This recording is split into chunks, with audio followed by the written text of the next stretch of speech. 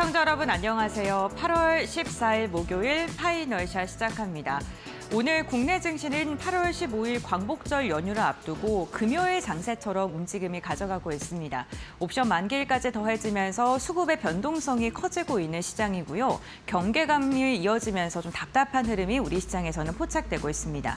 외국인의 이탈이 진행이 되면서 이로 인해 우리 시장은 미증시와는 사뭇 다른 움직임이 포착이 되고 있는데요.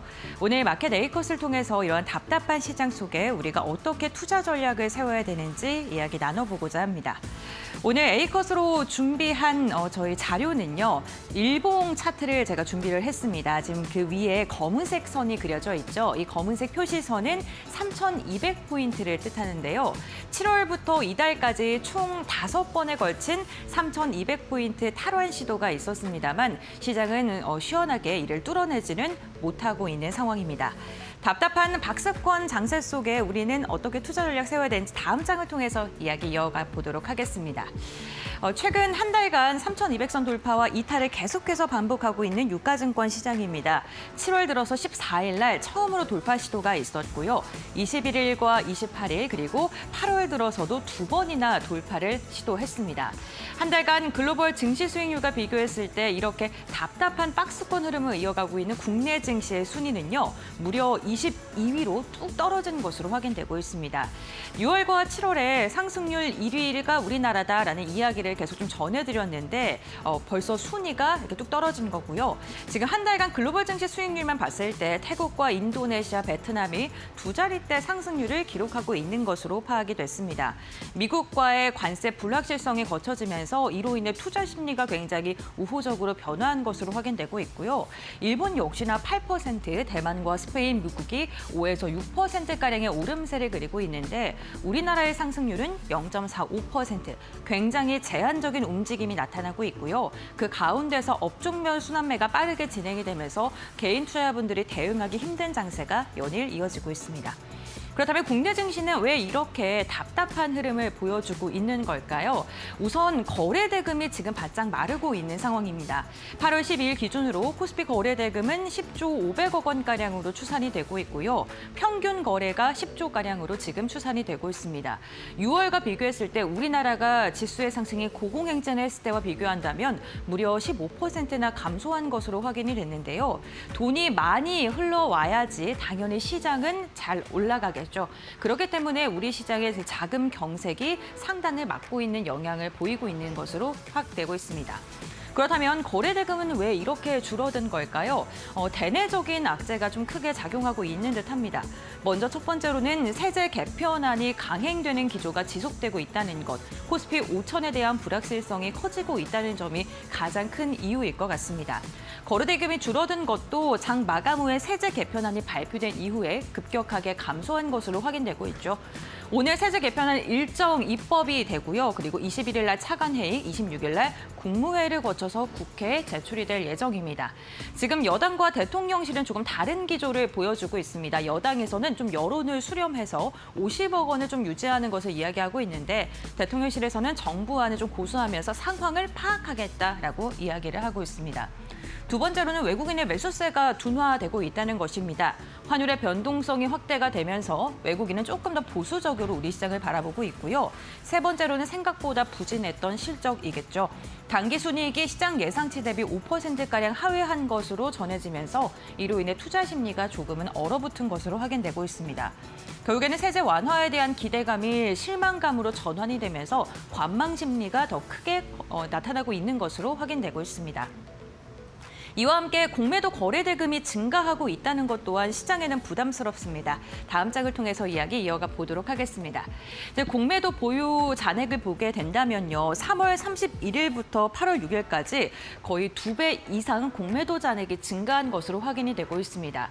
8월 8일을 기준으로 봤을 때 공매도 잔고가 10조 2천억 원을 넘어가면서 연중 최고치를 기록을 했습니다. 뿐만 아니라 1년 9개월 만에 최대치를 기록한 것이기도 하고요. 코스피와 코스닥 합산 공매도는 14조를 돌파하면서 2023년 11월 17조 원대에 근접한 것으로 확인되고 있습니다. 공매도뿐만 아니라 대차 잔고의 증가율도 눈에 띄는데요. 96조 원을 넘어선 것으로 확인이 됐습니다. 이렇게 대차 잔고가 늘어났다는 것은 공매도 투자 수요가 확대됐다라는 것으로 해석을 해볼 수 있겠습니다. 그렇다면 공매도 잔고가 증가한 게 왜 시장에는 안 좋을까요? 하락에 베팅하는 세력이 더 많아졌다라고 이렇게 해석이 되기 때문에 우리 시장에 흔들림이 더 있진 않을까라는 그런 우려가 나오고 있는 거고요. 증권업계에서는 공매도가 늘어나고 있고 거래 대금이 축소되고 제한적인 지수의 하락이 나타나고 있다는 게 시장의 실망감과 우려감, 이 투자 심리가 반영되고 있는 상황이다라고 해석을 하고 있기도 합니다. 다음 장을 통해서 이어서 이야기 나눠보도록 하겠습니다. 그렇다면 우리 시장 공매도가 많이 있는 종목들은 어떤 게 있을까요? 공매도가 하락에 베팅하는 것이라면 공매도의 잔고가 많은 기업을 피하는 게 좋겠죠. 우선 한미 반도체가 6%가량 상승한 것으로 확인이 되고 있는데 지금 특징 같은 경우 보게 된다면 3월과 비교했을 때 10배가량 증가한 것으로 확인되고 있고요. 단독으로 한미 반도체가 진행을 했던 사업 부분에 있어서 경쟁사가 나왔다는 게 가장 큰 이유로 거론되고 있습니다. SKC 같은 경우도 5%, 호텔신라도 4%, 신성 ENG와 LG생활건강도 3에서 4%가량의 공매도의 비중을 갖고 있고요. 코스닥 같은 경우에도 그동안 많이 올랐었던 재룡전기, 다날 VT, 에코프로와 두산테스나가 상위권에 이름을 올리고 있는 것으로 확인되고 있습니다.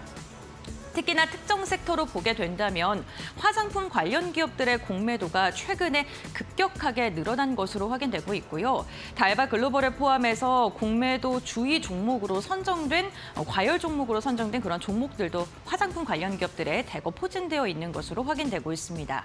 2분기 높아진 눈높이 실적에 기대치에 못 미치는 실적을 발표하면서 시장에서는 실망 매물이 출회되고 있고요. 그만큼 공매도 비중도 늘어나고 있다라고 해석을 해주시면 좋을 것 같습니다.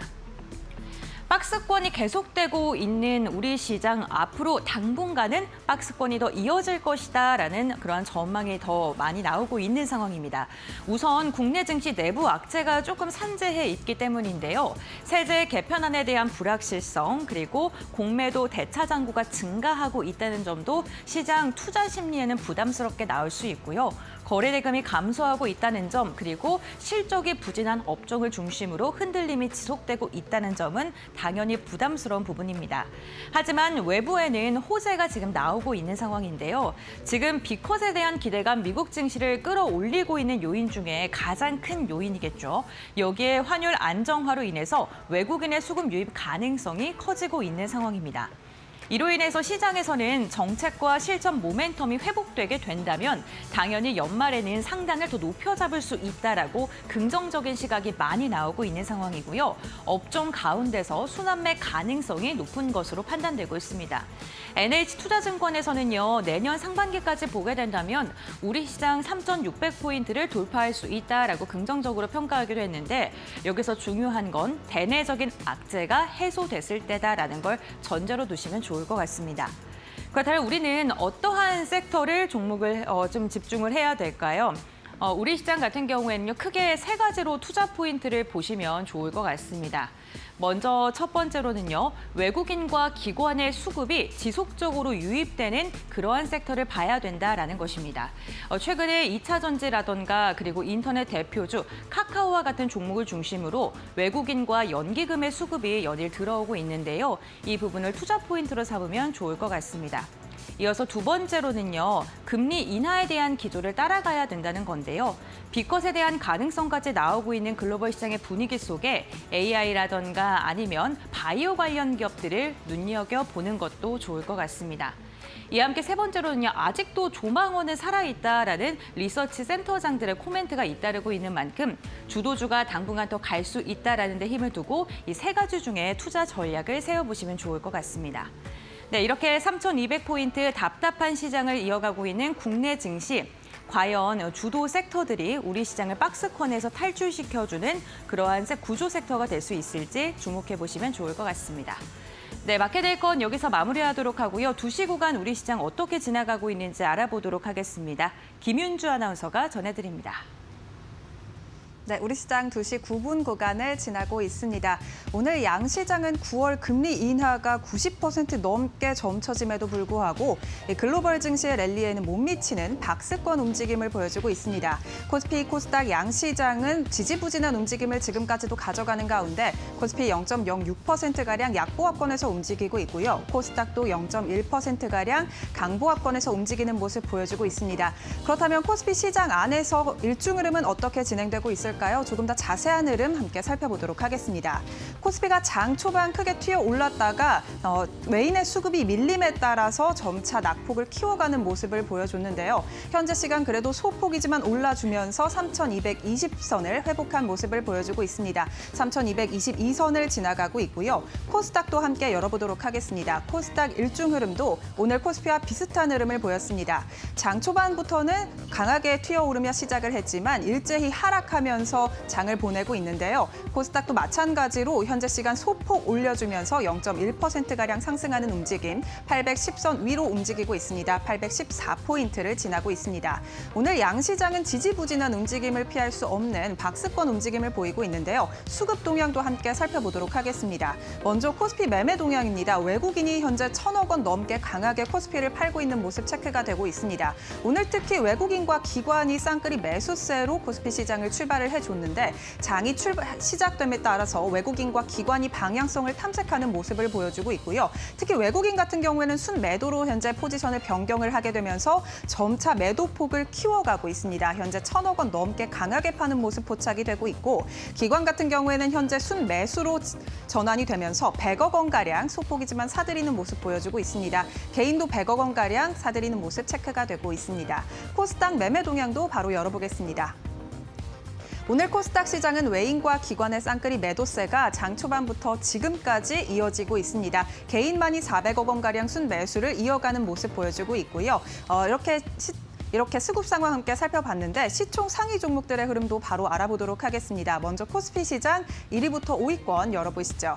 오늘 시가총액 상위 종목들의 흐름은 약세입니다. 삼성전자가 0.35%가량 하락하면서 71,700원 선 지나가고 있고요. SK하이닉스의 낙폭이 오늘 삼성전자보다 조금 더 큰 모습 계속해서 이어가고 있습니다. 1.62%가량 하락하면서 273,250원 선 지나가고 있습니다. LG에너지솔루션이 오늘 2차 전지 주의 급등에 힘입어서 상승하는 모습 보여주고 있는데요. 1.28%가량 오르면서 39만 4천 원 선 지나가고 있습니다. 오늘 시가총액 1위부터 5위권 안에서는 LG에너지솔루션만 오르는 모습 보여주고 있는데요. 이외에 삼성바이오로직스도 0.29%가량 빠지면서 103만 7천 원 선 지나가는 모습 체크가 되고 있습니다. 코스닥 시장 시가총액 상위 종목도 바로 열어보겠습니다.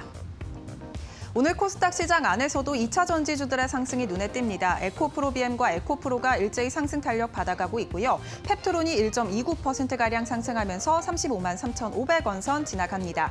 파마리서치도 호실적에 힘입어서 연일 상승하는데요. 3% 넘게 현재 급등하고 있습니다. 68만 5천 원 선 지나가고 있는 가운데 알테오젠이 오늘 UBS의 매도 리포트에 따라서 장 초반에 4%가량 낙폭을 기록하기도 했습니다. 최고 6% 넘게 빠지기도 했는데 현재 시간 그래도 낙폭을 줄여준 모습이고요. 2%가량 빠지고 있는 모습 보여줍니다. 44만 원 선 지나가고 있습니다.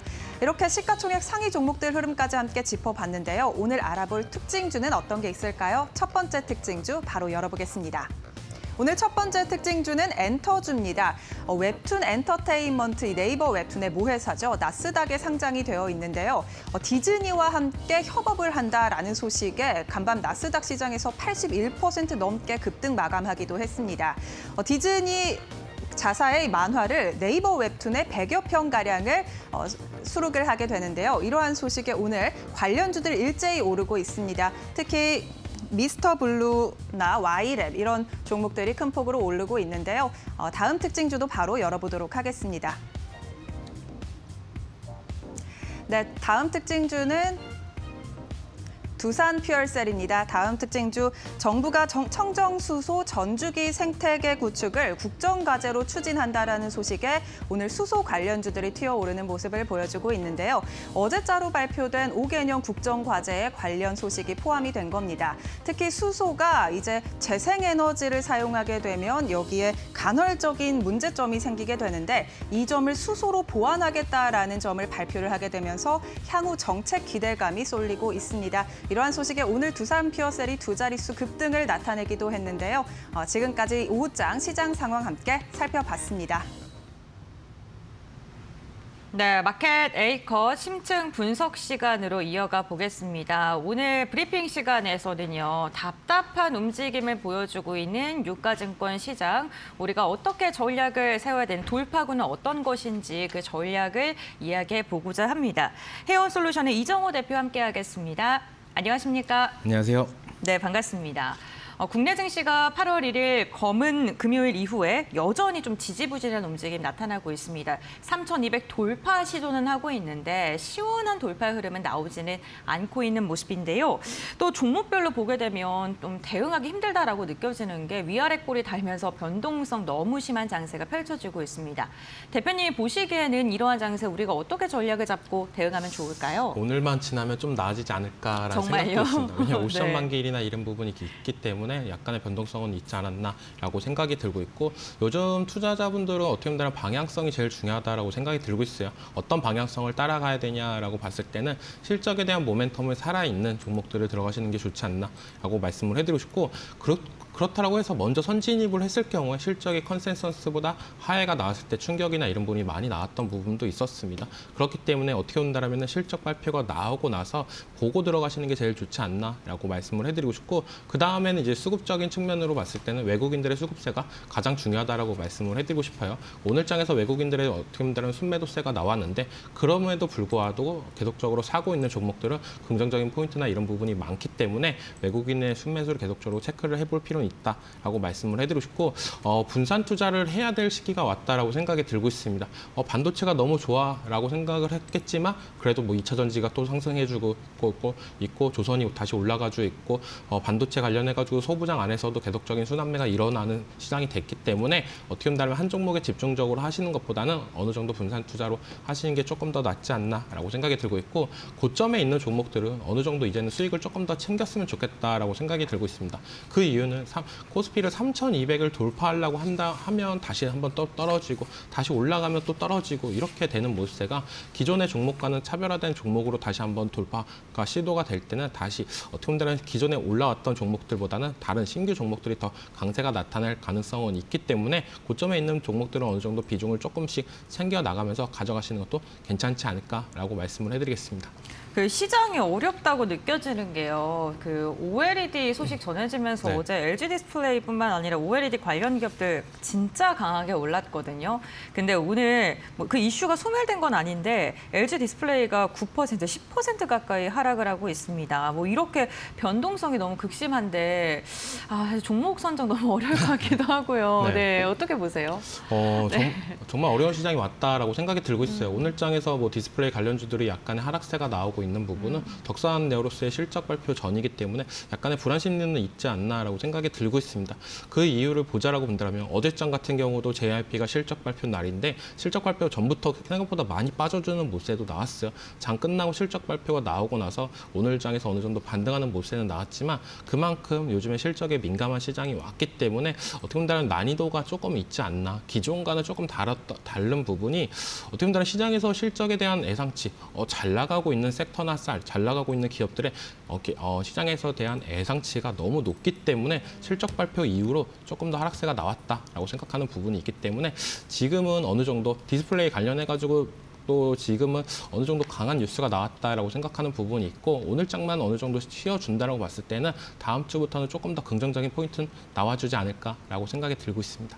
네, 알겠습니다. 그렇다면 우리 시장 다음 주부터 긍정적인 모멘텀을 받고 상승할 것이다라는 지금 뉘앙스로 계속 말씀을 주시고 계시거든요. 그렇다면 우리가 지금 이 시점에 눈여겨볼 만한, 담아볼 만한 섹터나 종목이 있다면 어떤 게 있을까요? 반도체는 영원히 죽지 않는다라고 생각이 들고 있어요. 네. 삼성전자가 먼저 축배를 들었다라고 생각이 들고 있었는데 나머지 소부장까지도 이제 열기가 확산이 되면서 계속적으로 이제 반도체 관련해가지고 지켜볼 필요는 있지 않나라고 생각하는 부분이 삼성전자 같은 경우에 정말 안 좋을 때마다 어떻게 보면 공장 증설이나 이런 부분을 더욱더 확충을 하면서 공격적인 투자를 하면서 더욱더 캐파를 늘려왔던 부분도 있었습니다. 그렇기 때문에 이번 2분기 실적이 어떻게 보면 삼성전자한테는 어떻게 보면 더욱더 안 좋았던 부분이나 이런 부분이 그다음부터는 좋아질 거다라는 계기가 될 가능성이 있다라고 생각이 들고 있고 지금은 먼저 한 차례는 정도는 뭐 반도체 소부장 관련해가지고는 장비 관련 업종들이 먼저 올라줬다라고 생각이 들고 있어요. 뭐 파운드리 사업이나 이런 부분이 계속적으로 확충이 나갈 때 어떻게 보면 장비 쪽이 먼저 수혜를 받고 그다음에 소재, 그다음에 이제 부품 땅까지도 왔다라고 생각하는 부분이 어제장에서 ISC라는 종목이 두 자릿수가 넘는 상승세가 나와줬습니다. 물론 실적 개선이나 이런 부분이 잘 나와줬던 부분도 있기 때문에 이제는 부품 관련주, 이스페타시스나 심텍 이런 종목들 같은 경우에는 AI 관련해가지고 수혜를 받는 부분도 있고 DDR5 관련해가지고 어떻게 보면 수요나 이런 부분이 올라가면 올라갈수록 계속적으로 주가도 올라갔던 부분이 있기 때문에 저는 이제 부품단도 조금 봐야 될 필요는 있지 않나라고 생각이 들고 있습니다. 그리고 어떻게 보면 너무 난 소부장이 너무 어려워, 너무 종목이 많어 하시는 분들은 지금도 삼성전자나 SK하이닉스 두 종목 다 한 종목만 택하지 말고 두 종목 다 들어가시는 방법도 있기 때문에 반도체는 계속적으로 봐야 되지 않나라고 말씀을 해드리고 싶고 그 다음으로는 제가 제일 좋아하는 sek터죠. 전력기 관련해가지고는 이 종목은 계속적으로 봐야 되지 않나라고 생각이 들고 있습니다.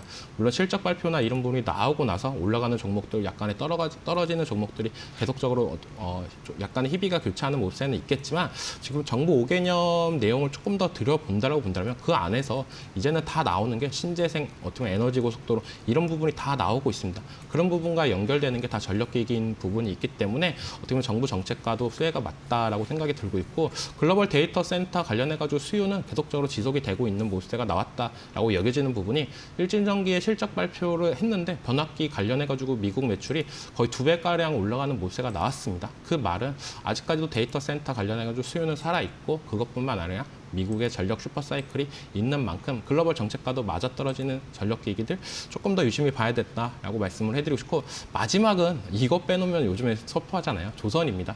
한미 정상회담 관련해가지고 어떻게 본다면 최대의 수혜주가 될 가능성이 있다라고 생각하는 부분이 있기 때문에 이번 달 말에 있을 한미 정상에 따라서 한 차례 더 추가적인 상승 탄력이 나올지 아니면 여기서 세론으로 끝날지 이런 부분을 더 지켜볼 필요는 있겠지만 만약에 세론이 나온다라고 해도 어떻게 본다면은 신규 매수를 하고 싶은 대기자들이 워낙 많기 때문에 쉽게 꺼지지 않지 않을까라고 생각하는 부분이 가장 강하다라고 말씀을 해드리겠습니다. 네, 알겠습니다. 반도체 그리고 전력기기, 조선 이렇게 세 가지 말씀을 해주셨고요. 사실 어제 정부에서 5개년 국정 운영 계획을 발표했는데 쭉 읽어보니까 사실 시장에서 예측했던 것에서 크게 벗어나지는 않았습니다. 그런데 결국에는 강조한 게 기술적인 부분에서는 AI 계속해서 키우겠다 이런 내용처럼 보이거든요. 반도체 AI 계속해서 우리 시장 주도주로 주목을 해봐야 되는지 궁금합니다. 네, 당연히 봐야 네. 된다라고 생각이 들고 있어요. 이거는 어떻게 보면 정부의 5년 계획 떠나서 네. 글로벌적으로도 계속적으로 얘기가 나오고 있는 게 AI 관련된 얘기나 이런 부분이 계속적으로 나왔다라고 생각이 들고 있어요. 대표적으로 메타가 실적 발표 이후로 AI 투자나 인프라를 더욱더 늘리겠다라고 했던 부분이 있는 만큼 그때도 어떻게 보면 전력기기 그리고 반도체 관련 종목들이 상승 탄력을 받았던 모습도 있었고요. 그리고 이번에 어떻게 보면 삼성전자의 파운드리 관련 수주나 이런 모멘텀을 봤을 때 정부에서도 AI를 놓치면 안 되겠다라는 생각이 제일 강하다라고 생각이 들고 있습니다. 그렇기 때문에 오늘 장에서는 어떻게 본다면 이때까지 잘 안 갔던 수소 관련주인 두산 피어셀이 어느 정도 강세를 보여줬다라고 생각이 들고 있지만 이 반도체랑 전력기기 이쪽 그리고 신재생까지 어느 정도 계속적으로 상승 모멘텀은 살아있는 만큼 이거에 대해서 계속적으로 시간이 조금씩 지나가면서 정부 5개년 정책이나 이런 부분의 수혜를 받을 종목들이 더욱더 압축될 가능성이 있다라고 생각이 들고 있기 때문에 계속적으로 지켜봐야 된다라고 생각이 들고 있고 그중에서 누가 뭐래도 AI 반도체 그리고 전력기기 이쪽이 수혜가 될 가능성이 높다라고 생각이 들고 있습니다. 네, 알겠습니다. 코스피를 시장을 주도하기 위해서 올라야 되는 게 반도체라면 코스닥 같은 경우에는 바이오겠죠. 코스닥에서는 알테오젠에 대해서 그 매도 리포트가 외국계 증권사에서 나왔습니다. 목표가를 지금 거의 한 30% 이하로 좀 떨어뜨리는 그러한 리포트가 나왔는데 그 알테오젠 측에서 해명을 했거든요. 네. 그럼에도 불구하고 오늘 시장에서는 하락세가 이어지고 있는 상황입니다. 현재 보유자들이 어떻게 대응을 해봐야 될까요? 보유자분들은 다 들고 가는 것 같아요. 왜냐하면 우리가 과거에도 다 느꼈다시피 뭐 반도체 겨울이 오고 있다, 겨울이 오고 있다 이렇게 얘기가 나오면서 SK하이닉스가 큰 폭으로 하락했다가 그다음에 반등이 나올 땐 더 크게 나왔던 부분도 있고 이제는 외국 관련 리포트나 이런 부분에 대해서 불안감보다는 어떻게 본다면 정확하게 팩트나 이런 부분을 더 짚고 가는 모습가 더 나온다라고 생각이 들고 있습니다.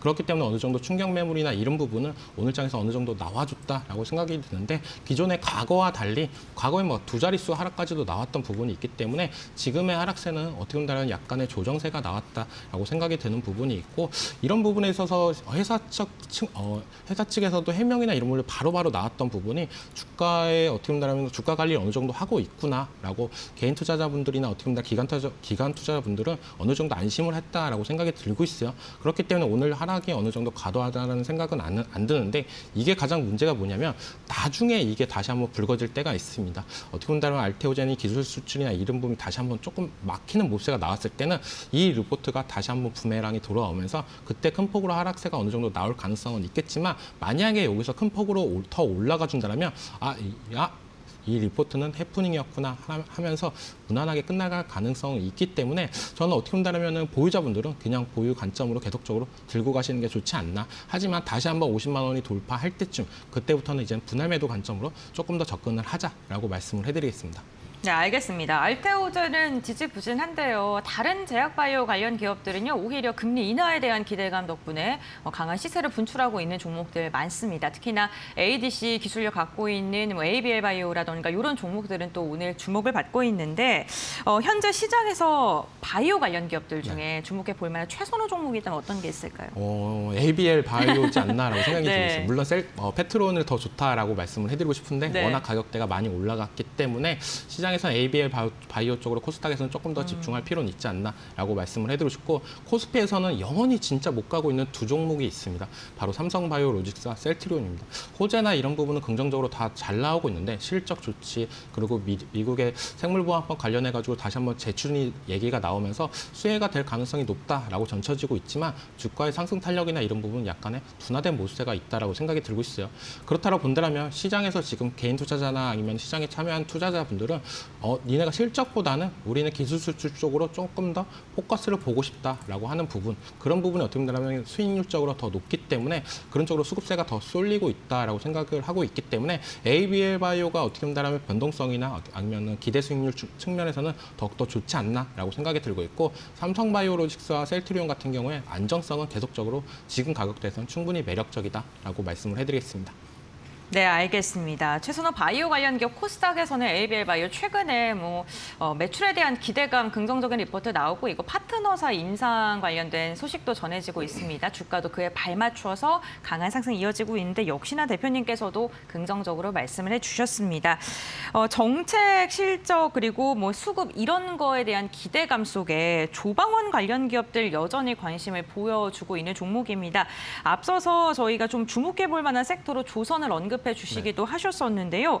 다만 주가 측면에서는요. 하루 강하게 상승하면 다음 조정받고 이게 계속 반복되거든요. 어떻게 좀 포지션을 쳐야 되는지 좀 궁금합니다. 그 이유는 어떻게 본다면 큰 이벤트가 있기 때문에 시장에서 약간의 불안 심리는 있다라고 말씀을 해드리고 싶어요. 방산 같은 경우도 지금 미국과 러시아의 정상회담이 나와 있는 만큼 여기서 이제 방산의 운명이 어느 정도 결정이 될 가능성은 있다라고 생각이 들고 있습니다.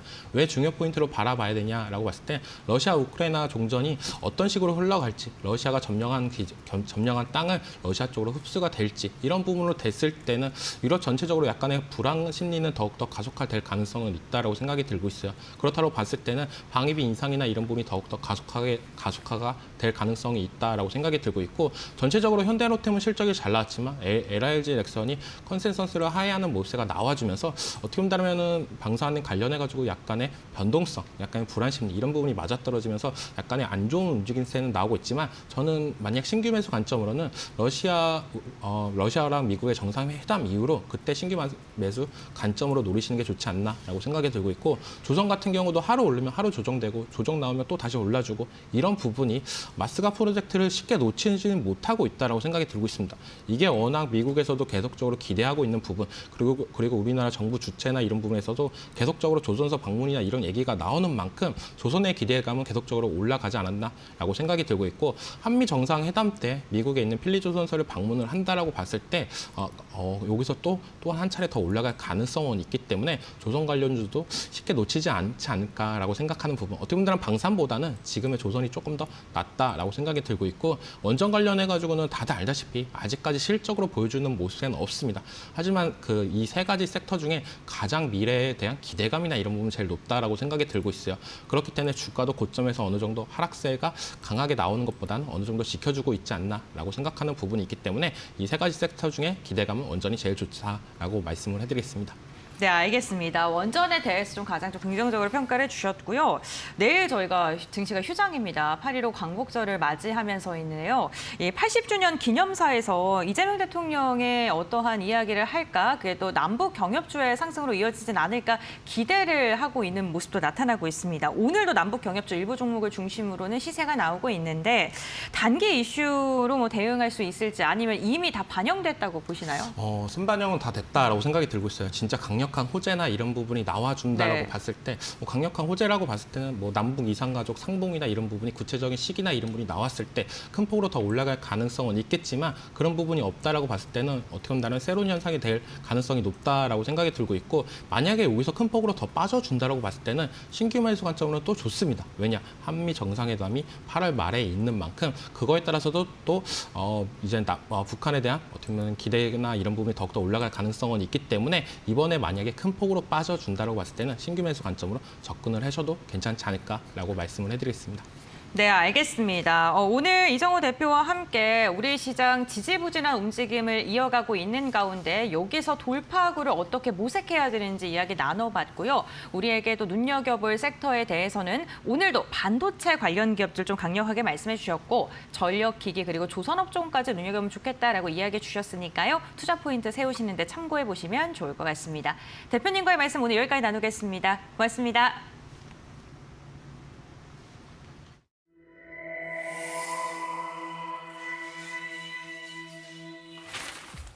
경제의 흐름을 켜는 스위치 온앤 오프. 오늘은 AI 창작물 저작권에 대해 알아봅니다. 지금 AI 저작권 스위치는 오프. AI가 글을 쓰고 그림을 그리고 영상까지 만듭니다. 그 결과물은 사람의 이름으로 제출되고 출간되고 심지어 상도 받습니다. 때로는 수익까지 창출하죠. 창작은 넘쳐나는데 정작 그 과정엔 창작자가 없습니다. 저작권도 기준도 책임도 빠져 있는 건데요. 그렇다면 이 창작물들은 누구의 것일까요? AI 창작물의 진짜 주인은 누구인지 세 가지 핵심 포인트로 짚어봅니다. 첫 번째, 기준의 공백. AI가 만든 결과물은 현행 저작권법상 창작물로 인정되기 어렵습니다. 미국 저작권청은 인간이 개입한 창작만 저작권으로 보호된다고 명확히 밝혔고 2024년 발효된 EU AI법 또한 AI 학습 데이터의 투명성 강화와 권리자 보호를 요구하고 있지만 실제 법 적용과 해석은 여전히 혼란과 유예 상태입니다. 현재 시점에서의 AI 창작물 법적 기준은 아직 마련되지 않았고 법적 경계는 공백 상태인 거죠. 두 번째, 경계의 혼란.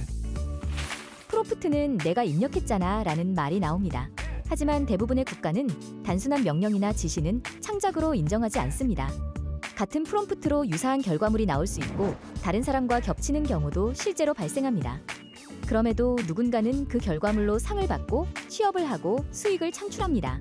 경계가 모호해질수록 책임은 흐려지고 불편한 보상만 남습니다. 세 번째, 책임의 실종. AI는 창작자가 아닙니다. 사용자도 저작권을 주장하기 애매하고 플랫폼은 그저 도구일 뿐이라며 선을 긋습니다. 결국 책임지는 사람이 아무도 없다는 건데요. 누가 만들었다고 뚜렷하게 정의할 수 없지만 현재까지도 다수의 사람들은 그 결과물로 이익을 얻고 있습니다. 창작물은 존재하지만 그 누구도 책임지지 않는 시대가 된 거죠.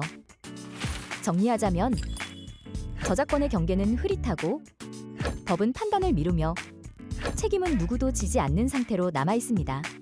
그래서 지금 AI 저작권 스위치는 오프, 창작의 공백을 누군가는 기회의 이름으로 채우고 있습니다. 경제의 흐름을 켜는 스위치, 온 앤 오프. 다음 시간에도 경제 속 핫한 이슈들을 3분 안에 재밌게 정리해 드릴게요.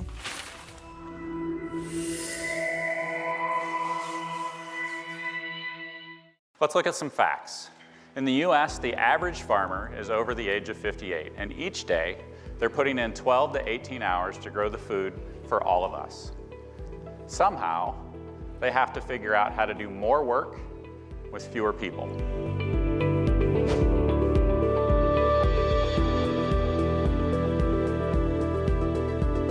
I was of the age starting to farm where we had no cell phones. So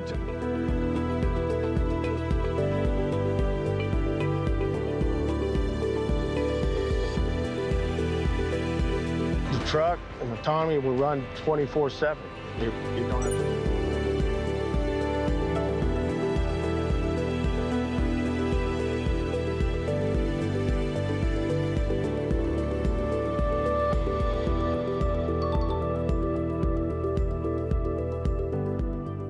최근에 식량 인플레이션은 뭐 보통 기후 위기를 많이 말씀하시는데 기후 위기 하나만으로 나타나는 문제는 아닌 것 같습니다. 일단은 기후 위기로 인해서 뭐 홍수나 가뭄 때문에 식량 가격이 급등한 건 사실이긴 한데 그 외에 이제 지정학적인 이슈, 그다음에 뭐 에너지 가격의 상승 이런 것들이 다 복합적으로 되는 것 같다고 좀 보고 있고요. 이제 기후 위기가 경제 전반에 어떤 영향을 끼치냐라는 걸 좀 봤을 때 첫 번째는 다 잘 아시는 식량 안보 문제가 있는 것 같아요. 식량 안보 문제 같은 경우는 일반적으로 우리가 한국도 마찬가지인데 식량 작업도를 100% 다 못 맞추는 나라들이 많습니다. 그런 나라들은 해외에서 식량을 사와야 되는데 식량 가격이 급등하게 되면 그만큼 이제 외환 보유고가 줄게 되고 외환 보유고가 줄게 되면 정부는 긴축 재정을 할 수밖에 없는 상황이다 보니까 경제 성장은 저해되는 요소가 크게 되는 거고요. 두 번째로는 경제 불안정성이 증가인데 이것도 사실 마찬가지긴 합니다. 그러니까 기본적으로 살기 위해서는 식량을 소비할 수밖에 없다 보니까 그만큼 자기가 쓸 수 있는 소득이 줄게 되고 그렇게 되면 또 같이 긴축 정책으로 갈 수밖에 없는 이런 구조로 되고요. 세 번째는 경제 불평등이 심한데 사실 이게 제일 큰 문제인 것 같습니다. 기본적으로 저소득층은 소득이 되게 적은 편인데 그 저소득층이 가장 많이 쓰는 게 보통 이제 식량을 사는데 많이 쓰는 편입니다. 근데 식량 가격이 오르게 되면 그들이 사용할 수 있는 가처분 소득이 줄다 보니까 더 어렵게 살게 되는 그런 영향을 끼치게 돼서 전반적으로 식량 인플레이션이 단순히 식량 가격이 올라가는 것뿐만 아니라 경제적으로 큰 효과를 주는 것 같습니다. 일단 에그테크는 기존의 농업에 이제 새로운 기술을 이제 붙여서 뭔가 융합된 산업이라 보시면 될 것 같고, 이제 제일 잘 아시는 그린바이오라고 하는 이제 생명공학적 요소가 하나 있습니다. 기존의 농업에 생명공학적 요소를 붙여가지고 이제 기존 관행농업이 사용하던 화학비료나 이런 것들을 좀 저하해서 인간의 건강과 환경을 생각하는 이제 분야라고 보시면 될 것 같고요. 제일 잘 아시는 분야는 이제 유전자 변형을 통해서 하는 이제 해충에 강하고 질병에 강한 이런 종자를 만든다던가 동물성 의약품 같은 걸 만드는 게 주된 분야라고 보시면 될 것 같습니다. 두 번째는 이제 최근에 제일 각광받고 있는 전밀농업 분야인데, 이제 기존 농업에 이제 IT나 로봇 같은 기술을 결합시켜가지고 그러니까 생산비를 최대한 줄이면서 생산량을 극대화시키는 산업이라고 보시면 되는데, 이거는 이제 특히 이제 전밀농업 자율주행이나 이제 뭐 처방농업 같은 거에서 많이 좀 되고 있고, 최근에 이제 존디어 같은 회사들이 이쪽에 적극적으로 이제 투자를 하면서 시장이 커지고 있습니다. 마지막으로는 스마트팜이라고 보시면 되는데, 이거는 사실 많이 익숙하실 것 같고요. 잘 아시는 이제 뭐 비닐하우스나 유리온실부터 이제 도심 내에 있는 수직농업을 통해서 뭐 입체류나 허브 같은 걸 재배해서 단기간에 대량 공급할 수 있는 이런 시스템을 갖춘 게 스마트팜 시스템을 보시면 될 것 같은데, 이 세 가지 요소로 이제 구성되어 있는데, 과거에는 이제 스마트팜 위주로 계속 에그테크를 발전하다가 최근에는 그린바이오나 전밀농업 쪽으로 조금 확장되고 있는 추세를 보시면 될 것 같습니다. 사실 존디어도 되게 오래된 회사고, 기존에 이제 메카닉 기반으로 성장했던 회사였는데, 한 2010년 이후로 이제 기후위기가 도래되면서 그들도 이제 이게 전밀농업이나 이쪽으로 가야 되는 게 필수적이라 생각하고 본격적으로 이제 진출한 것 같습니다. 이제 그런 회사들은 내재화 시키기보다 기존에 있는 스타트업을 인수해서 이제 기술 내재화 시키는 걸 선택을 했고요. 그래서 존디어 같은 케이스는 2017년에 이제 AI 기반 이제 정밀 처방 농업을 하는 블루리버 테크놀로지라는 회사를 3억 500만 달러에 인수를 해서 이제 정밀 농업을 처음 시작했고, 사실 이제 존디어가 지금까지 크게 된 가장 결정적인 원인 중 하나라고 생각하는데, 2021년에 이제 기존 트랙터를 자율주행을 할 수 있는 기술을 가진 이제 베어플래그 로보틱스라는 회사를 2억 5천만 달러에 인수하게 됐습니다. 그 두 회사를 기반으로 해서 이제 2023년도 CES에 8R이라는 자율주행 트랙터군을 출시하게 됐던 거고요. 그 외에도 뭐 데이터 관리, 드론 데이터 분석 같은 회사들 계속 인수해서 기술력을 내재하고 있는 상태라 보시면 될 것 같습니다. 일단은 뭐 대동과 TYM, LSM 트론 같은 국내 제조사들은 상당히 오랫동안 이 사업을 시작했었고, 국내에서 많은 이제 농민들의 신뢰를 받고 있는 회사기도 합니다. 그리고 가격 경쟁력을 기반으로 북미에도 진출하고 있는 상태고요. 그들도 이제 메카닉 기반으로 했던 회사다 보니까 상대적으로 느린 편이긴 한데, 자체적으로 역량을 이제 키워가지고 일단은 무인화의 첫 번째 요소인 텔레메틱스 모듈을 개발을 해서 같이 제품에 장착해서 농민들이 시동을 끄고 켜던가 공조를 자동화하던가 이렇게 하는 걸 지금 이미 한 상태입니다. 그리고 회사마다 좀 다르긴 한데, 뭐 자율주행 키트로 넘어가는 회사도 있고, 기술 내재화 시켜가지고 자율주행 트랙터나 이양기를 만드는 회사 있긴 한데, 지금 시제품 형태로 나오거나 나온 상태로 점점 이제 기술 개발을 하고 있는 상태라고 보시면 될 것 같고요. 이제 앞서 말씀드린 농기계 조사들은 이제 자기의 브랜드에 하는 비포마켓이라 보시면 될 것 같은데, 저희 긴트 같은 경우는 비포마켓과 애프터마켓을 둘 다 하는 회사라고 보시면 될 것 같습니다. 저희 이제 2022년도에 플루버라는 농업 브랜드를 별도로 론칭해가지고 기존의 트랙터에 부착해서 자율주행이 가능하게 하는 플루버 오토라는 제품을 출시를 했습니다. 현재 한 1,500대 정도 판매되는 상태고요. 근데 아까 말씀드린 대로 긴트 같은 경우는 농기계 산업은 플루버라는 별도의 브랜드로 사업을 시작하고 있습니다. 그래서 저희는 이제 농기계뿐만이 아니라 다른 범용적인 기술을 가지고 있고요. 그 기반으로 해서 자동차 산업이나 뭐 관제 서비스, 건설 장비 쪽으로도 확장을 하고 있습니다. 일단은 뭐 한국은 솔직히 해외보다는 좀 늦은 편에 속합니다. 근데 이제 정부 차원에서 2013년부터 단계적으로 디지털화를 준비하고 있고요. 특히 이제 스마트 농업 관련된 법률이 최근에 이제 통과가 되면서 정부에서 좀 이제 투자를 할 수 있는 여건을 만들어준 것 같습니다. 이양기하는 못 심는 기계도 일본에서 시작됐던 기계고, 뭐 콤바인 트랙터 다 해외에서 시작됐던 거다 보니까 원천 기술이 없는 상태에서 하다 보니까 그만큼 이제 뭐 이익비가 떨어진 것도 있는 거고요. 그래서 그 원천 기술을 키울 수 있는 투자가 필요한 것 같고, 두 번째로는 이제 농업이 기존의 경험과 관행으로 진행되다 보니까 데이터가 쌓여있는 플랫폼 같은 게 딱히 좀 없습니다. 그래서 이걸 좀 정부 수조로 좀 더 확장해서 이제 저희 같은 에그테크 스타트업들도 같이 활용할 수 있는 그런 게 좀 필요할 것 같고요. 그다음에 이제 뭐 세 번째로는 이제 지금도 정부에서 많이 도와주고 계시긴 하지만, 이제 지금 트랙터나 이양기 같은 그런 이제 일반적인 농기계에 대한 지원은 되게 많이 해주시는데, 지금 당장 필요한 이제 에그테크에 필요한 기계에 대한 아직 그 지원은 좀 없는 상태이긴 합니다. 물론 기계가 많이 나오지 않은 상태이긴 한데, 이제 그런 농가들이 사용하기 편한 이런 농기계 같은 거에 대해서 융자나 이런 것들을 좀 확대해 주는 게 필요할 것 같고요. 마지막으로는 이제 저희 한국의 문제긴 한데, 이제 좀 똑똑하신 분들은 대부분 다 이제 뭐 의대나 가시고 가시잖아요. 그러다 보니까 스마트 농업이나 이쪽에 전문가들이 되게 많지가 않습니다. 그래서 이쪽 시도 좀 육성할 수 있는 그런 게 좀 필요할 것 같습니다. 이제 농기계가 이제 좀 뭐 잘 아시겠지만 존디어가 세계 1위 점유율을 가지고 있는데, 아시아로 넘어오면 3위권 밖으로 벗어납니다. 이게 이제 이유가 농법도 다르고 재배하는 것도 다르고 다 다르다 보니까 기계에 다 차등이 있는 거죠. 그래서 아시아 같은 경우는 일본의 구보다가 압도적인 점유율 1위를 가지고 있는 상태거든요. 그런 걸 봤을 때 현지 시장에 맞는 기술을 개발해서 맞는 걸 하는 게 중요하다고 생각하고 있고요. 저희 같은 경우는 일단은 미국이나 유럽보다 아시아 시장에 맞는 기술을 개발해서 동남아시아나 일본 시장으로 진출하는 걸 목표로 해서 지금 사업을 진행하고 있습니다. 일단 우리가 식량 문제는 항상 해결해야 될 문제고, 우리는 먹고 살아야 되다 보니까 어쩔 수 없이 성장할 수 없는 것밖에 없는 시장입니다. 특히 이제 2030년이 넘어가면 세계 인구가 90억 이상 된다고 하는데, 그걸 감당하기 위해서는 지금 생산량의 70% 이상이 성장돼야 되는데, 지금 뭐 경작지도 부족해지고 있고 인구도 노령화되다 보니까 인력도 부족하고 여러 가지 문제가 있다 보니까 결국은 에그테크 기술에 들어가지 않으면 그 생산량을 맞출 수가 없거든요. 아직 초기 시장이 하지만 언젠가는 계속 커질 수밖에 없는 시장이다 보니까 그 관점에서 좀 봐주시면 좋을 것 같고요. 그럼 이제 어떤 회사를 좀 선택하면 좋을 것이냐. 사실 저희도 좀 말하기는 좀 그렇긴 한데, 일단 아까 말씀드린 대로 어쨌든 생산과 직접적으로 연계된 회사들이 장기적으로 성장할 수 있는 가능성이 높다고 생각합니다. 뭐 저희 같은 회사, 정밀농업하는 회사도 그럴 수 있는 거고, 뭐 그린바이오도 마찬가지고, 스마트폰도 마찬가지고 어쨌든 생산량을 올리는 걸 주로 목표로 하고 있다 보니까 그런 회사들이 좀 그렇게 성장할 거라 생각하고 있고요. 우리가 최근까지 ESG에 대한 게 되게 많았잖아요. 사실 에그테크 기업만큼 ESG에 적합한 기업은 없는 것 같습니다.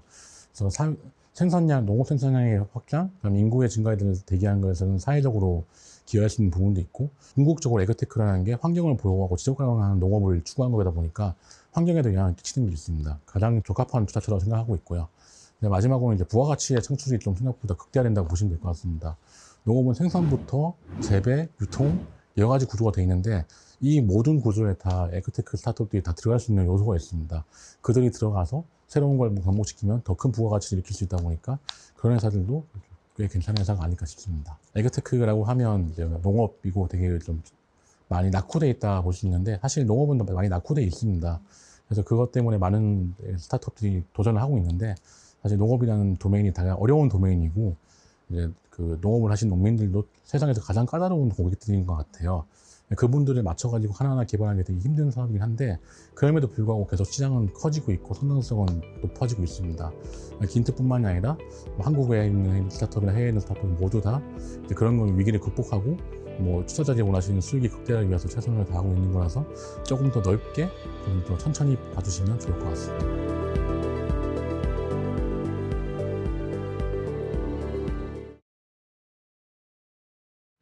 네, 시청자 여러분 안녕하십니까? 신민영입니다. 양대지수 다소 지지부진한 흐름 이어지고 있는 좀 지루한 목요일장입니다. 그래도 이 장세 안에서 꼭 점검해보면 좋을 종목들 짚어보도록 하겠습니다. 지시인포 박근호 이사 모셨습니다. 어서 오세요. 안녕하십니까? 네, 반갑습니다. 오늘도 오후장에서 파이널샷이 포착한 특징주들 먼저 화면으로 만나보시죠. 네, 오늘도 이렇게 여러 가지 특징주들이 포진해 있는데 메리츠 금융지주는 사상 최대 실적을 공개하면서 강세 탄력 받아가고 있습니다. 현대해상의 경우에도 실적이 괜찮다는 분석이 나왔고요. 그리고 JYP 엔터의 경우에도 이제 어닝 서프라이즈를 공개하면서 엔터주 전반의 분위기 좋습니다. 인디에프와 같은 남북 경협주도 정부 정책 기대감 속에 들썩이고 있습니다. 이 안에서 어떤 종목 집중적으로 보면 좋을지 첫 번째 종목 만나보시죠.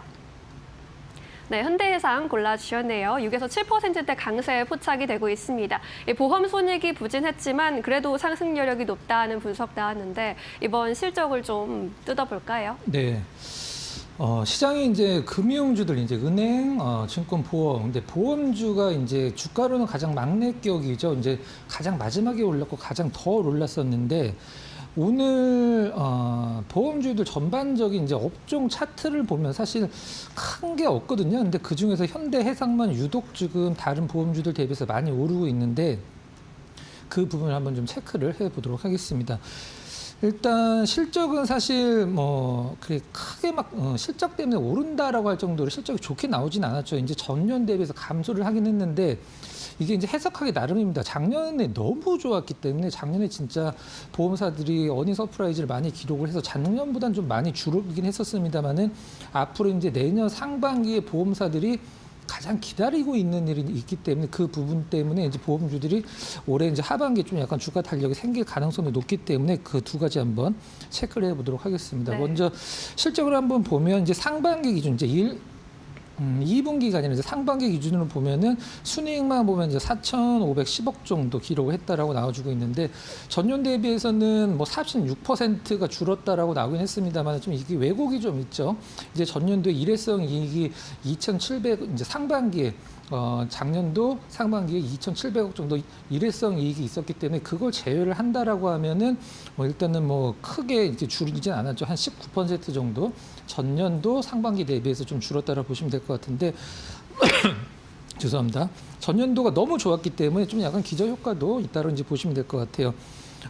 전년도보다 왜 실적이 줄었냐? 보험회사가 실적이 줄을 이유는 딱 두 가지밖에 없습니다.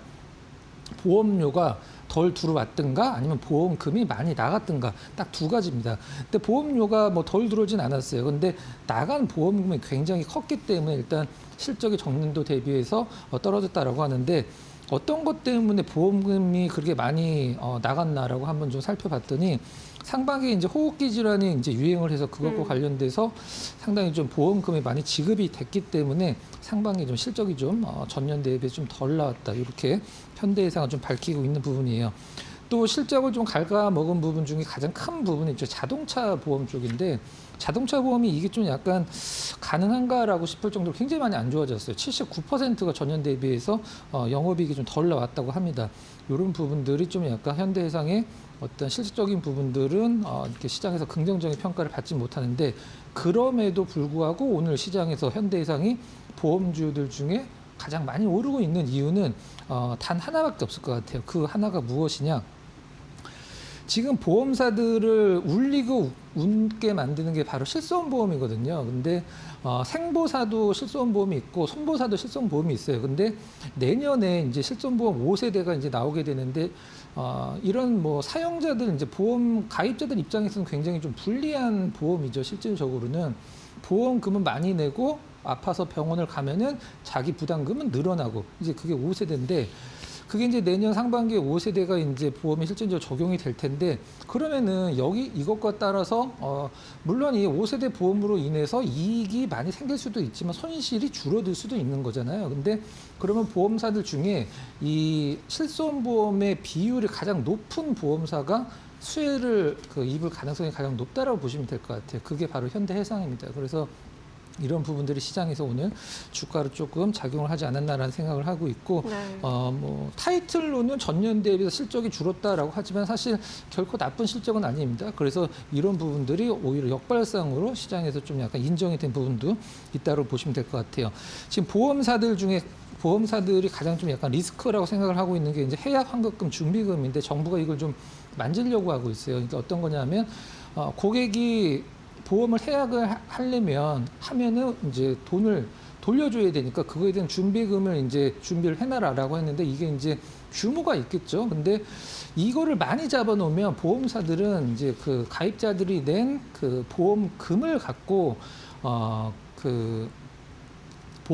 보험료를 갖고 채권을 운영을 하거든요. 그럼 이게 환급금, 준비금이 커지면은 이제 이런 채권들이나 이런 거 운영할 수 있는 자산이 상대적으로 줄어들기 때문에 상당히 좀 불리한 입장이죠. 이건 이제 정부가 좀 손을 보기로 했는데 아직까지는 좀 디테일한 부분이 나오진 않았습니다.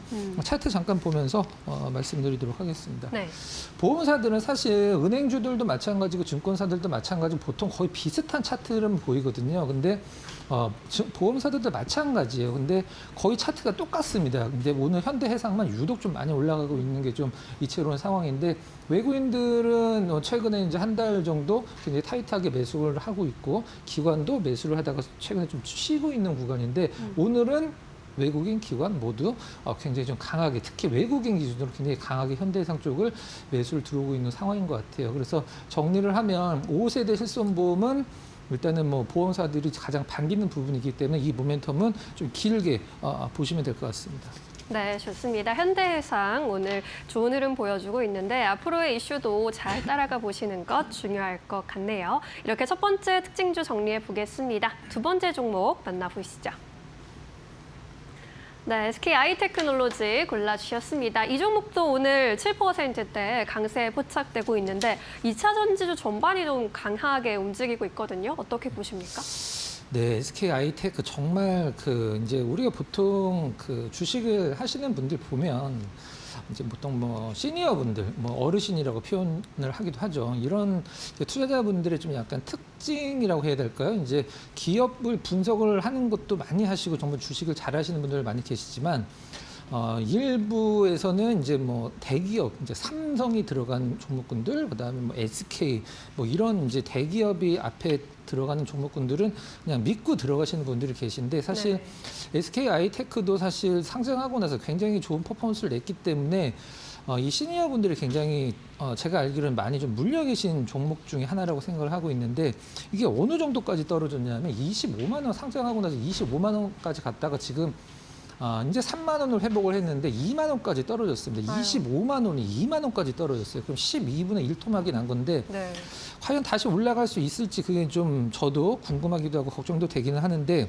일단 뭐 하는 기업인지는 다들 아시죠. 이제 분리막 만드는 기업인데 과거에 여기 SK 아이테크놀로지 이제 대표이사가 간담회를 한 적이 있었어요. 그게 어떤 간담회를 했냐면 2000년도 한 초반 정도, 2021년도, 2년도였을 것 같은데 그때 시장에서 이제 전고체 배터리가 굉장히 많이 이제 이슈화가 되면서 앞으로 이제 전고체 배터리가 이제 모든 그 전기 자동차 이제 들어가게 될 거다라고 했을 때 SK 아이테크에서는 분리막을 만드는 기업이기 때문에 전고체 배터리는 분리막이 필요가 없거든요. 아예 필요가 없습니다. 고체이기 때문에. 그래서 이 대표이사가 간담회를 한 적이 있었어요. 왜 했을까요?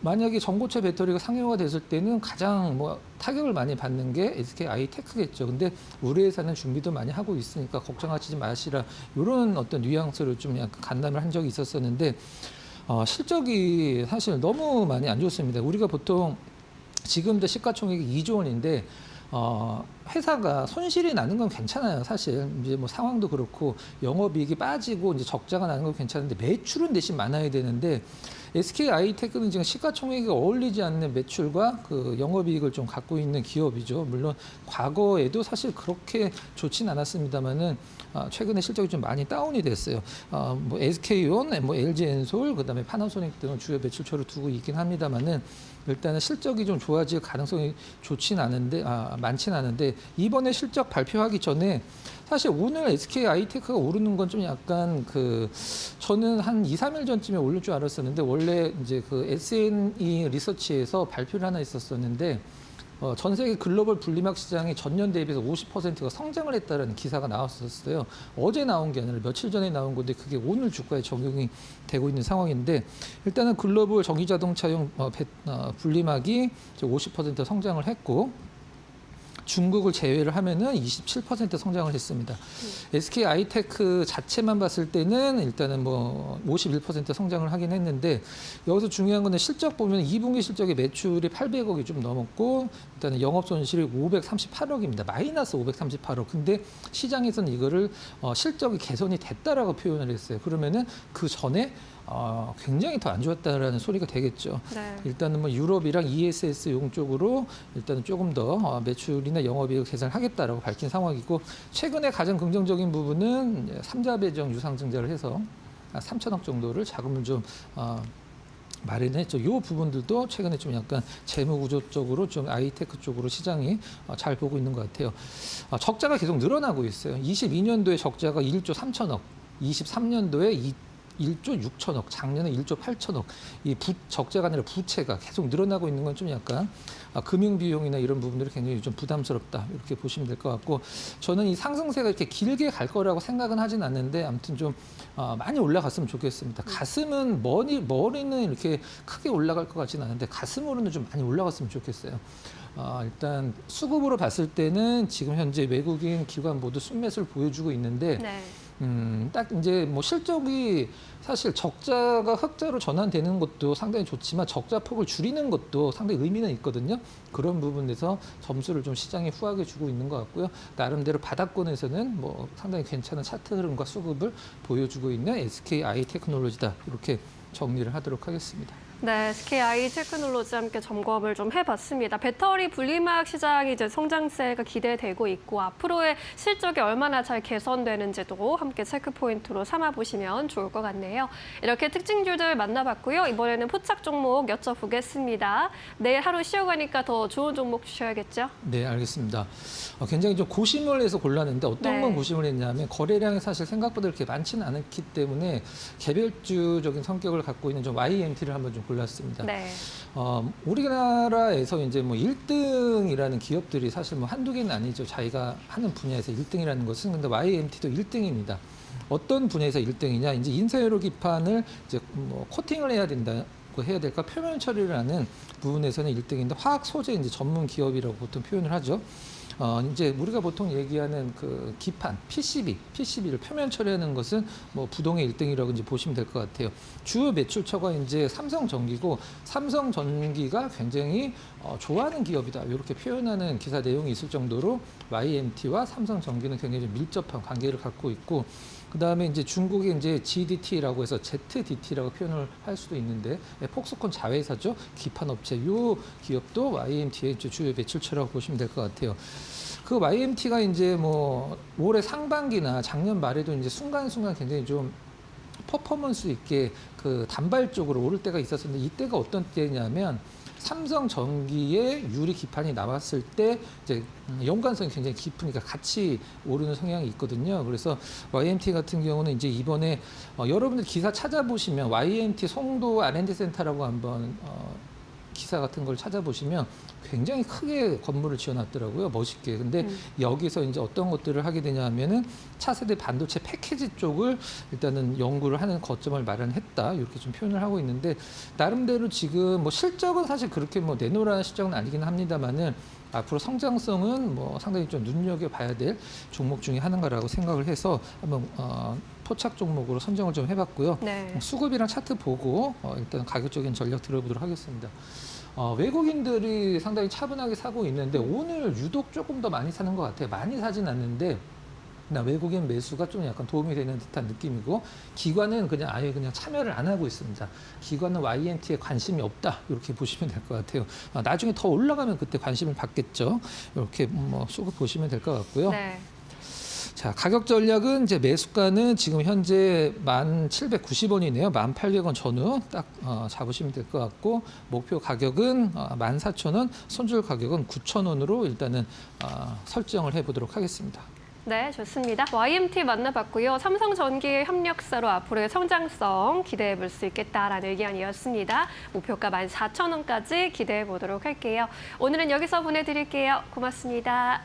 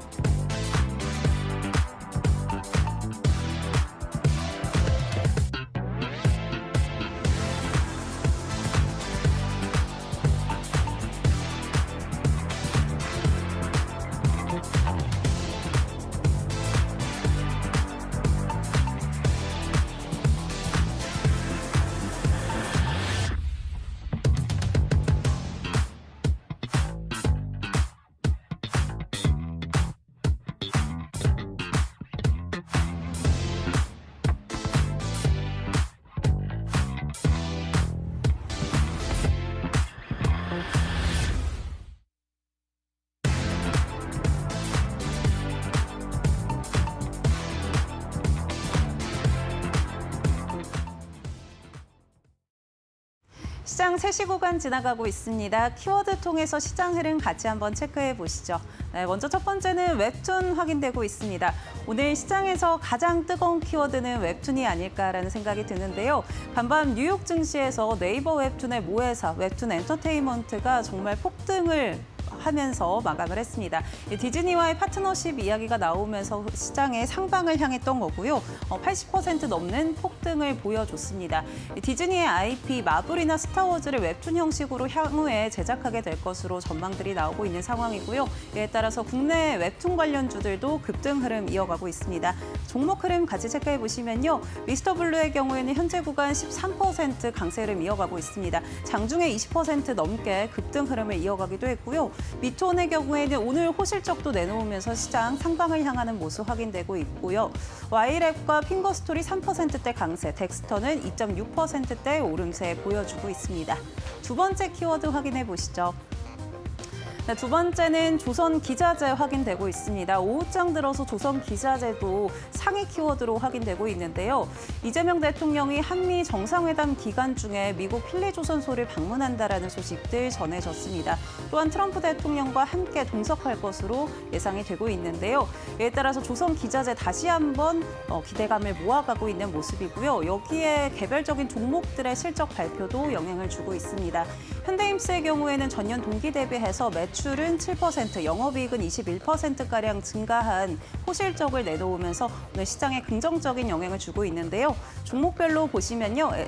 STX 엔진의 경우에는 현재 구간 28%대 급등하고 있고요. 오늘 실적 긍정적으로 내놓은 현대임스의 경우에는 6%대 강세, 하나엔진 1.7%, HD 현대마린솔루션 0.8%, 그밖에 SK 오션플랜트의 경우에는 약부하권 움직임 나오고 있다는 점 확인해 보시죠. 마지막 키워드 열어보겠습니다. 네, 마지막 키워드는 방산 확인되고 있습니다. 최근에 밸류에이션이 너무 높다라는 평가에 LIG 넥스원을 중심으로 방산 급락 흐름이 이어졌었는데요. 하지만 해외 증권사들은 계속해서 긍정적인 전망 내놓고 있습니다.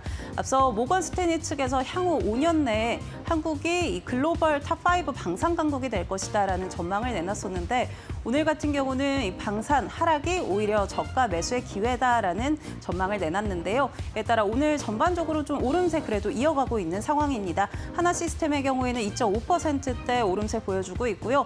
한국항공우주 1.2%, LIG 넥스원도 1%가량, 또 하나에어로스페이스도 0.5%대 강보합권 움직이고 있다는 점 체크해 보시면 될 것 같습니다.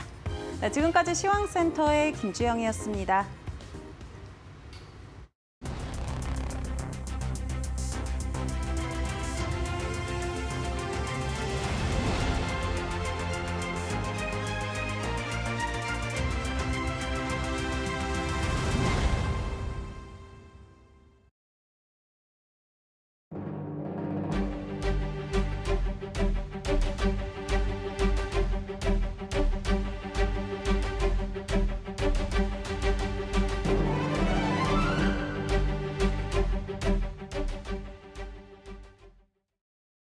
네, 배종찬의 시장 이야기 시간으로 이어가 보겠습니다. 오늘도 배종찬 소장과 함께 시장에서 우리가 꼭 체크해봐야 될 주요 이야기 섹터에 대한 그러한 투자 포인트 알아보도록 하겠습니다.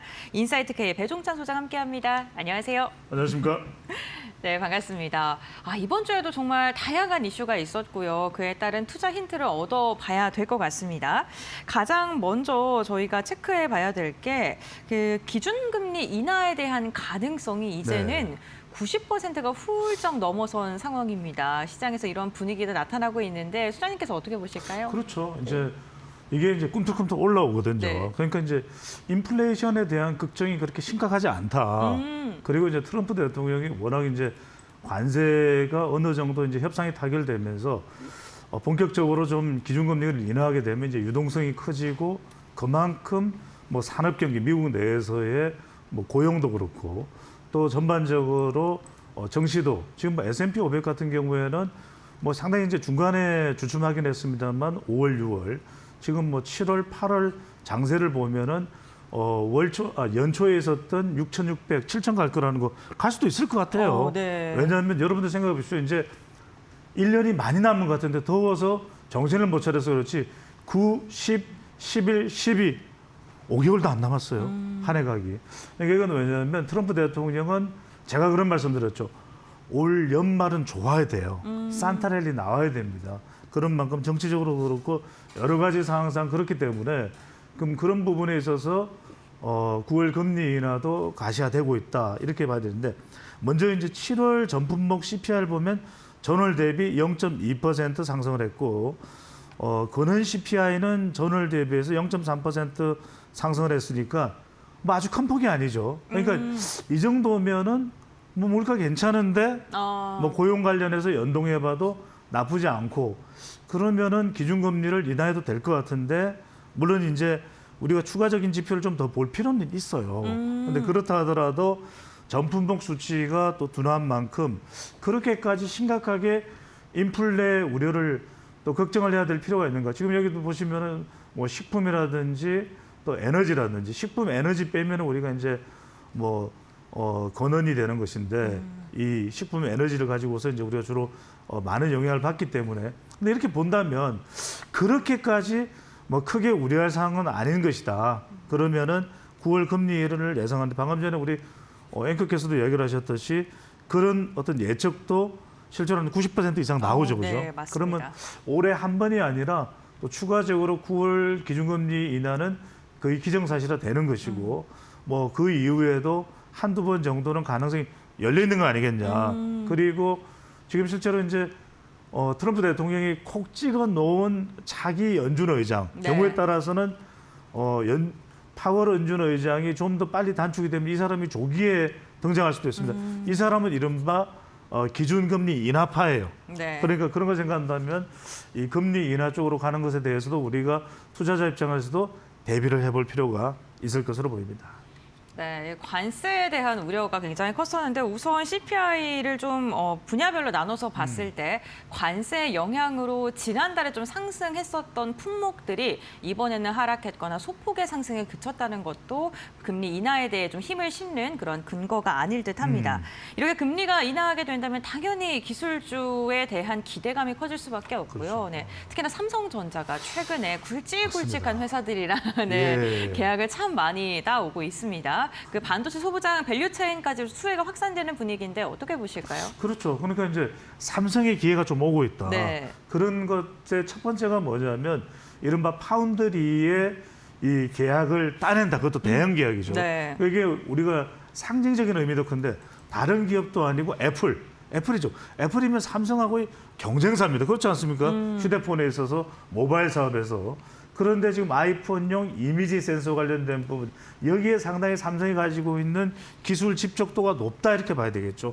또 하나가 미국을 대표하는 기업. 여러분들이 한 가지 오해를 하시는 게 상당히 언론 보도된 거는 트럼프 대통령과 테슬라가 마치 사이가 이 머스크 사이가 안 좋은 것처럼 생각하는데 네. 아닙니다.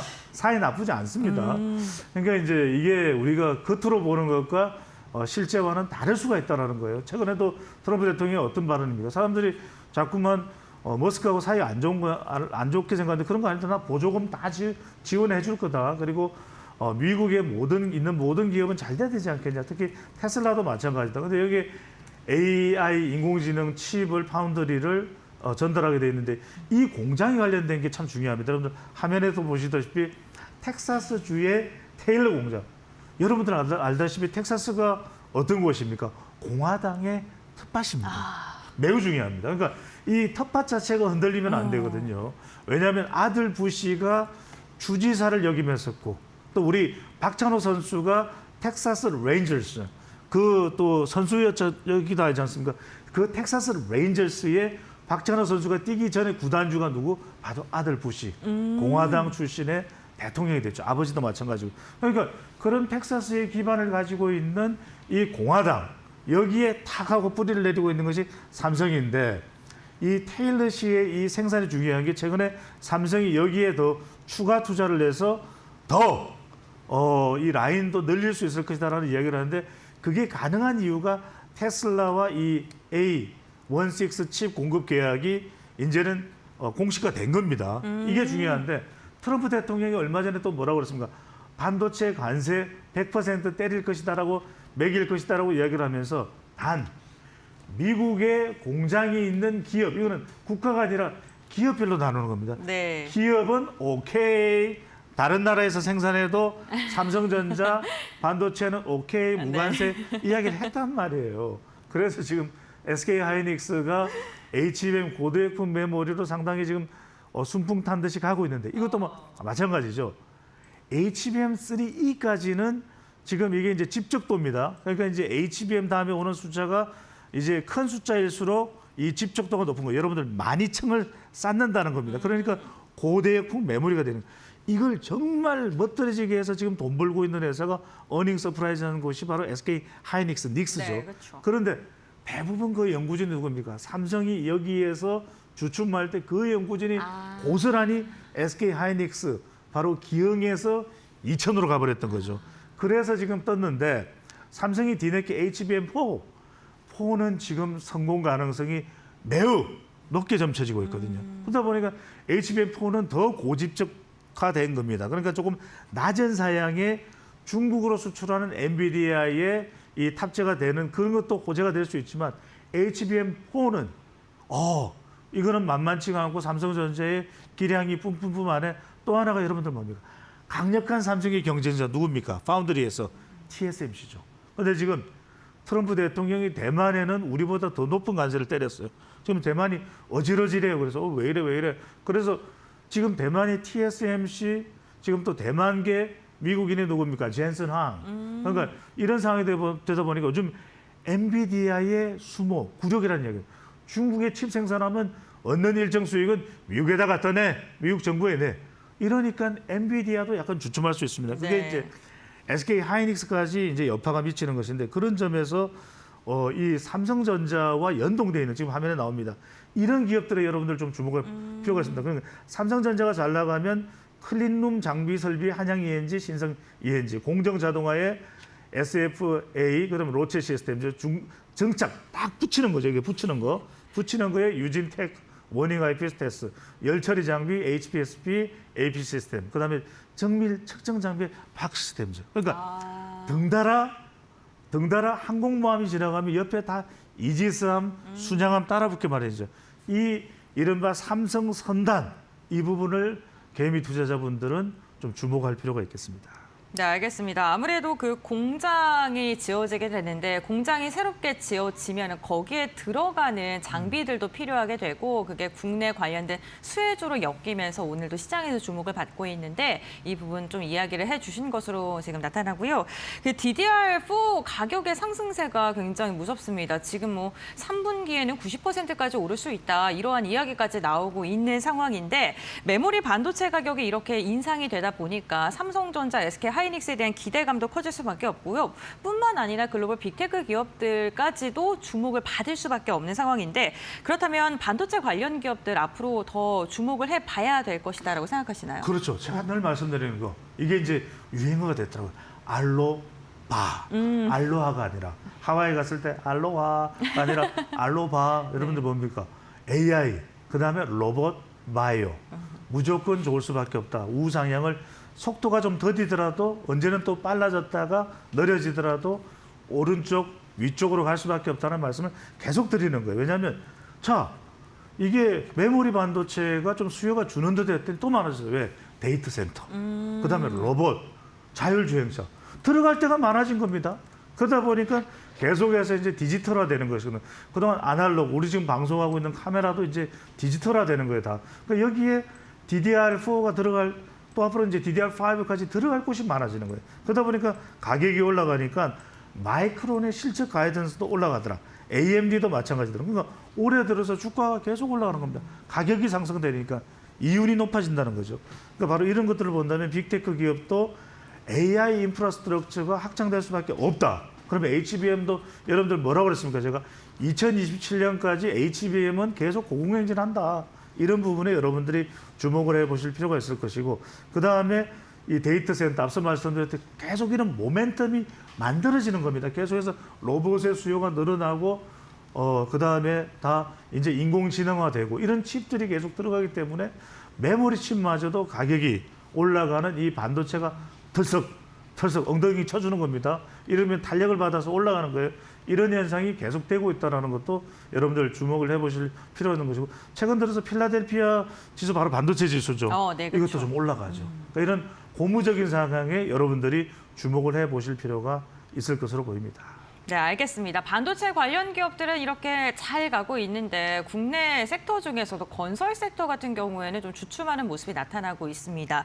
건설 현장에 뭐 사망 사고 소식도 전해지고요. 이렇게 재해 이슈가 터지다 보니까 정부가 또 건설사에 대한 규제를 또 강력하게 하겠다라고 이야기하면서 투자 심리가 굉장히 위축되어 있는 국면입니다. 그럼 이러한 섹터라든가 거기에 포함되어 있는 종목군들은 조금 한 걸음 떨어져서 바라봐야 될까요? 어떻게 그렇습니다. 보실까요? 좀 안타깝지만 네. 왜냐하면 이런 부분들을 여러분들이 잘 보실 필요가 있는 것이 워낙 지금 현 정부가 산업 안전 예방 또 이제 산재 사고에 대해서 워낙 엄격합니다. 워낙 그렇다 보니까 이런 쪽에 기업들이 좀 길을 펼 수가 없는 상황이거든요. 더군다나 대부분 이제 원청인 대기업들입니다. 그러다 보니까 올 상반기에만 하더라도 그래도 좀 회복해서 60.54까지 올라갔던 KRX 건설 관련 지수죠. 하락했어요. 그러면 제가 거듭 말씀드립니다. 건설 장비도 마찬가지입니다. 주로 이제 외국이라든지 이런 쪽에서 또는 다른 섹터에서 이제 건설 장비가 필요한 경우는 몰라도 실제 우리가 집을 짓고 아파트를 짓고 대형 공공 프로젝트를 하고 이런 건설 장비 쪽도 같이 위축될 수밖에 없다라는 거. 그런 점에서는 지금 여천 NCC 지금 지원 결정 때문에 DL 걸으면 더군다나 상당히 안 좋아지는 이게 이제 대림이죠. 안 좋아지는 상황이 벌어지고 있죠. 그래서 무슨 말씀이냐. 투자자 입장에서 상당히 올 연말까지는 내년에 어떤 기조가 변화될지 어떨지는 모릅니다. 부동산 경기 활성화 차원에서 좀 또 다시 이제 이 정부의 정책 방향 또 정부에 관련된 움직임 규제 방향이 바뀔지 모르겠습니다만 특히 정조준돼 있는 포스코 ENC라든지 DL건설이라든지 이런 투자에 대해서는 좀 신중이라는 표 딱지를 붙일 수밖에 없다는 점 개미 투자자 여러분들이 좀 염두에 두실 필요가 있을 것으로 보입니다. 네, 알겠습니다. 지금 한미 정상회담이 11일 앞으로 다가온 만큼 관련돼서 주목받고 있는 섹터도 짚어보겠습니다. 조선 sek터 빼놓을 수 없을 것 같은데요. 좀 꾸준하게 기대를 해봐도 좋을까요?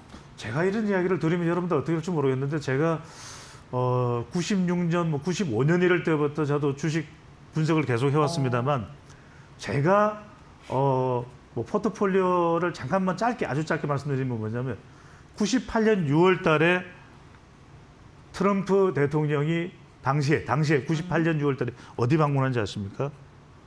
거제 옥포 조선소. 그게 지금 어디입니까? 바로 하나오션, 미국의 필리조선소. 이런 말씀 드리면 여러분들 믿거나 말거나 하겠지만 제가 그때부터 조선 종목에 공을 들였습니다. 무슨 말씀이냐? 결국은 그게 이어져 와서 마스가가 되는 것이거든요. 그때 이 배를 발주하려고 했던 98년에 트럼프 대통령 아들 돈 주니어와 함께 왔습니다.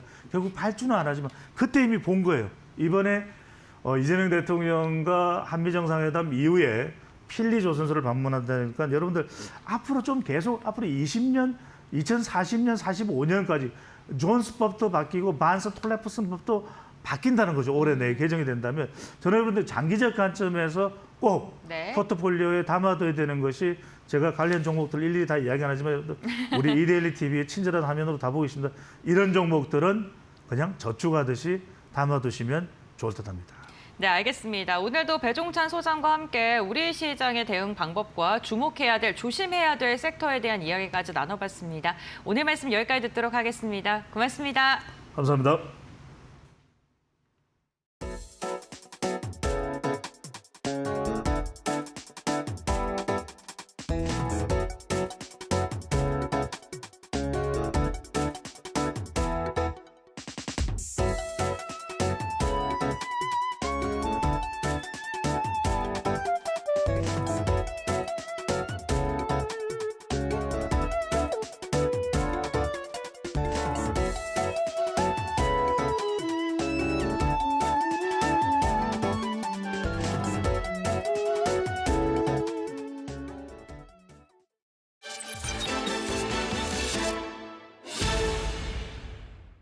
한국 경제가 진짜 성장, 대도약을 하기 위해서는 그 어느 때보다도 금융의 역할이 매우 중요하고 기묘한 시기입니다. 이런 중차대한 시기에 중책을 맡게 돼서 어깨가 무겁고 막중한 책임감을 느낍니다. 서민의 목소리, 소상공인의 목소리, 금융시장 참여자들의 목소리에 경청하겠습니다. 열린 마음으로 개방적인 자세로 변화를 이끌어내겠습니다.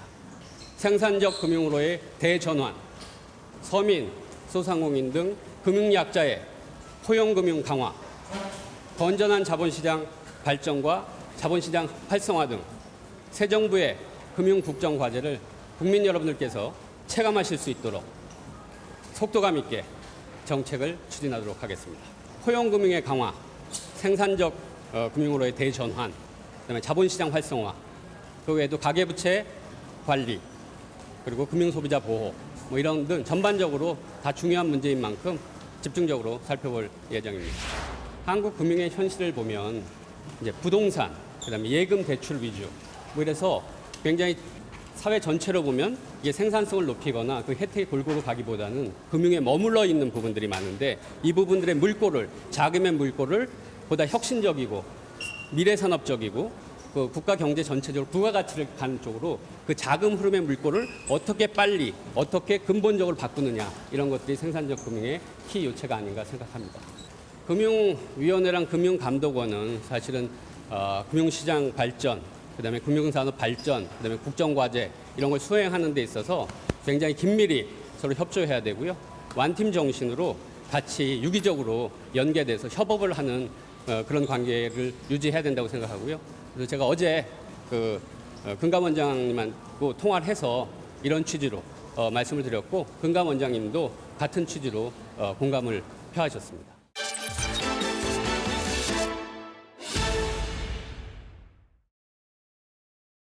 네, 장 마감 동시효과 구간에 들어와 있습니다. 라스트 찬스로 이어가 보겠습니다. 루크 투자연구소 임순재 대표, 독립리서치 P&J 손창현 팀장 함께할게요. 어서 오세요.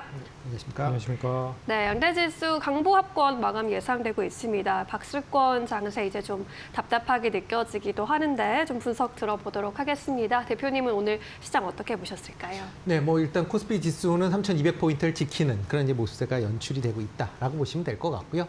뭐 일단 3,200포인트에 올라오면서 추가 상승에 대한 그런 이제 우려감이 뭐 시장 내에서 뭐 계속 있는 그런 상황입니다. 과연 여기서 바로 올라갈 수 있느냐, 아니면 좀 더 쉬었다 가야 되느냐라는 그런 이제 공방이 좀 있다라고 보여지고요.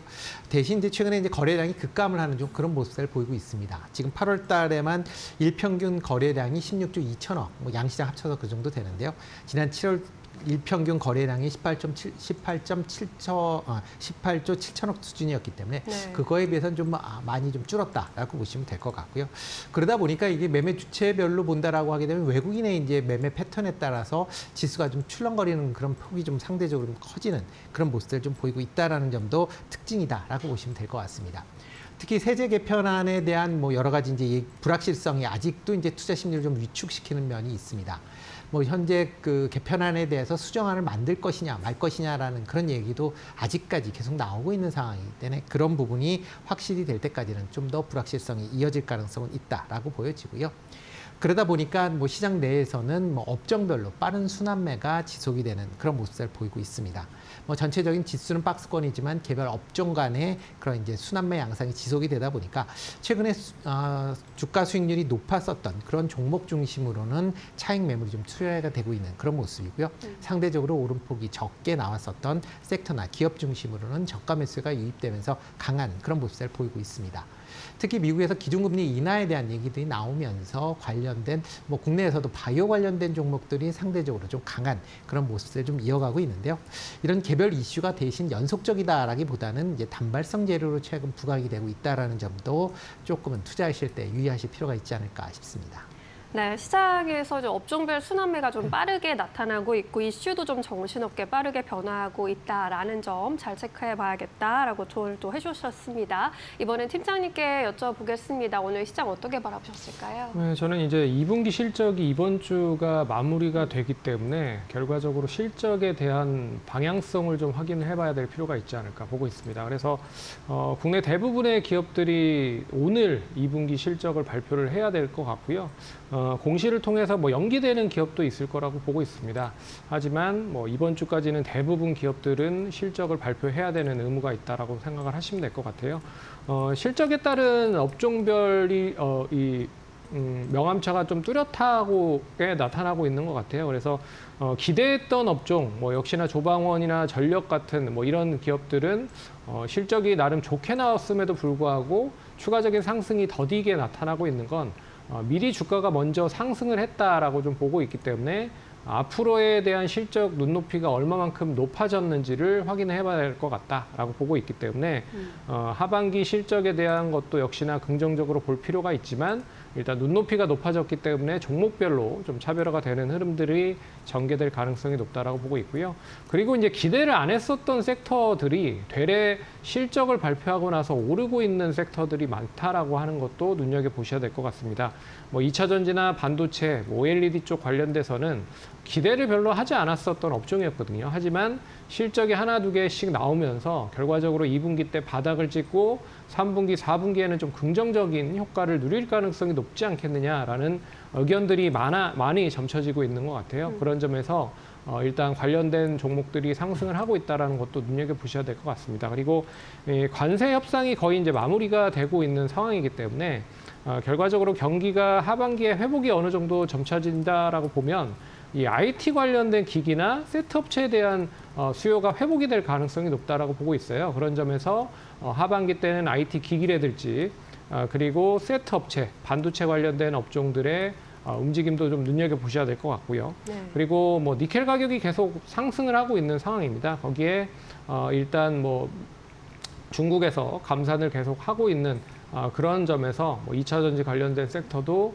제가 봤을 때는 2분기를 기점으로 해서 3분기, 4분기 때는 실적에 대한 그 회복세가 어느 정도 이어질 가능성이 높기 때문에 관심 있게 보셔야 될 것 같고요. 그리고 이제 9월에 말에 이제 중국 무비자 단체 관광객 허용이 되기 때문에 결과적으로 거기에 대한 실적도 뒷받침이 될 수 있을 것 같아요. 그래서 화장품이라든지 뭐 엔터, 게임, 여행 관련된 종목들도 일단은 상반기에는 좀 지지부진했지만 하반기에는 좀 관심 있게 보셔야 될 그런 타이밍으로 봐야 될 것 같기 때문에 그동안에 많이 올랐었던 섹터의 종목들은 종목별로 좀 차별화가 될 가능성이 높지만 많이 못 올랐었던 그리고 하반기에 전체적으로 실적이 우호적으로 바뀔 쪽을 좀 관심 있게 보셔야 될 타이밍이 된 게 아닌가라고 말씀을 드려야 될 것 같습니다. 네, 실적 시즌도 마무리 국면, 관세 협상도 마무리에 접어들고 있는 가운데 시장의 색깔 좀 바뀌어 가고 있다라는 점에 또 주목을 해주셨습니다. 하반기에 주목해 볼 만한 섹터 짚어주셨으니까요. 이 부분도 잘 참고해 보시는 게 좋을 것 같습니다. 오늘 코스피 지수의 경우에는 장중 내내 좀 마이너스권에 머물렀는데 그래도 현재 구간에서 좀 오르는 모습 보이기도 했습니다. 그러다가 또 다시 낙폭을 키우고 있네요. 0.3%대 약세 흐름 나타나고 있고요. 3,212포인트에서 마감 기다리고 있습니다. 코스닥의 경우에는 강보합권 그래도 유지해주는 모습이고요. 815포인트에서 마감 기다리고 있습니다. 코스피 200의 경우에도 0.5%대 약세 흐름 감지되고 있습니다.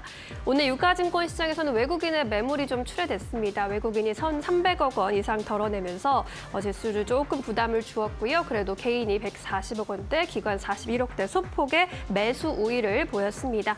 코스닥에서는 외국인의 순매수세 포착이 됐습니다. 400억 원의 매수 우위 나타냈고요. 개인과 기관이 소폭의 매도세로 대응을 했습니다. 오늘 삼성전자와 SK하이닉스는 결국 약 보합권에서 마감할 것으로 예상이 되고 있고요. LG엔솔이 1%대 탄력 보이고 있습니다. 39만 6천 원 선 지나갑니다. 우리 시장 마감합니다.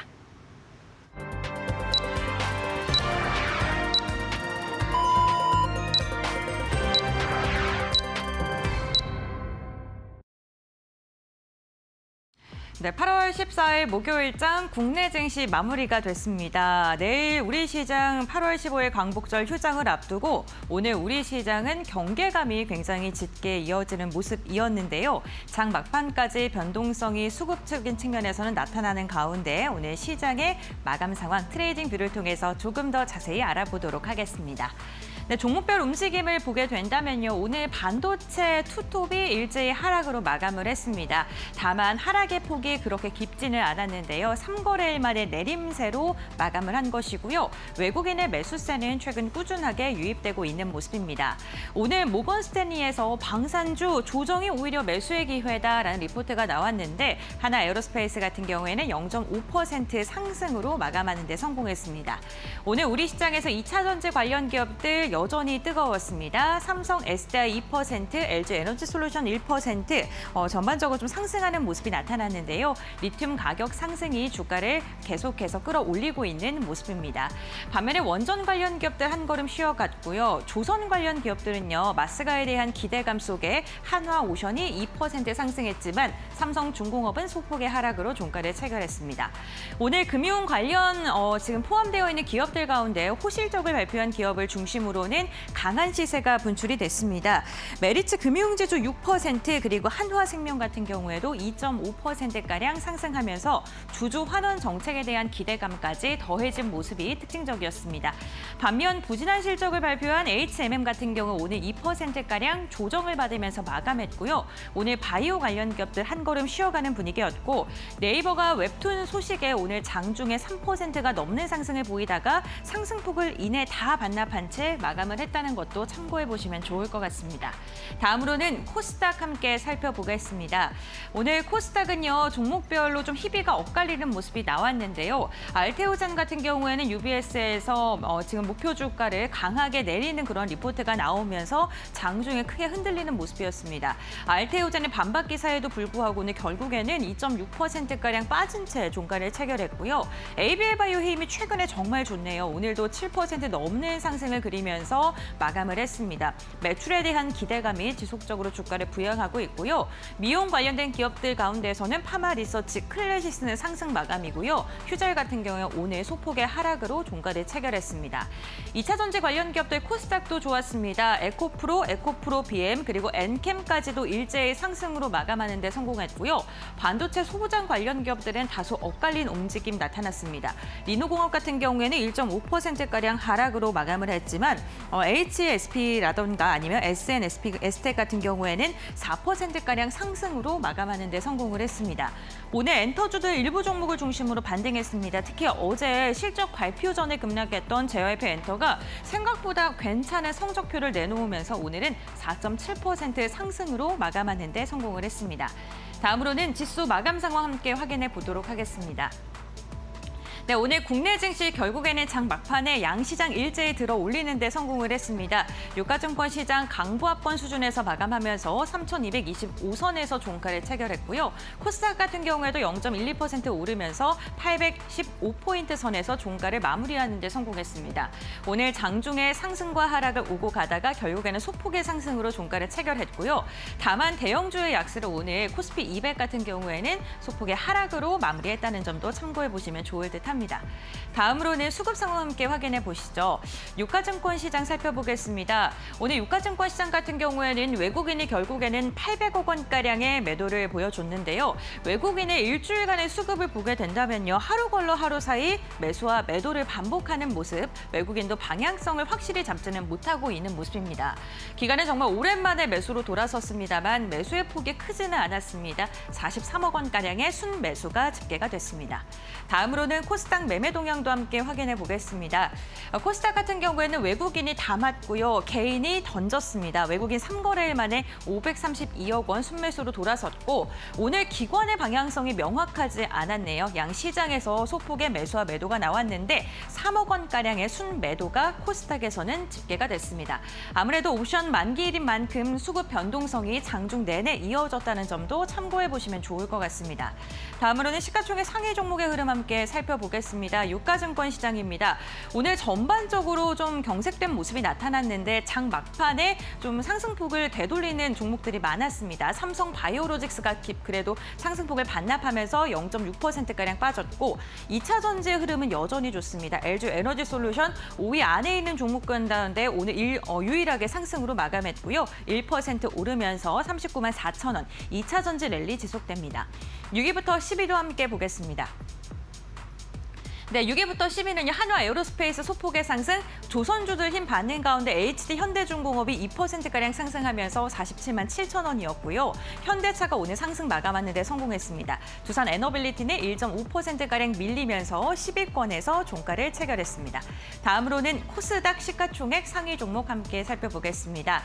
오늘 코스닥 알테오젠을 제외하고 4종목 모두 다 상승으로 마감했고요. 에코프로 그룹주는 1에서 2%가량의 오름세, 펩트론도 최근에 상승 추세를 이어갑니다. 오늘 1.2%가량의 상승, 파마 리서치도 2.8% 오름세 나오면서 상위 종목군들의 분위기는 좋았던 것으로 확인되고 있습니다.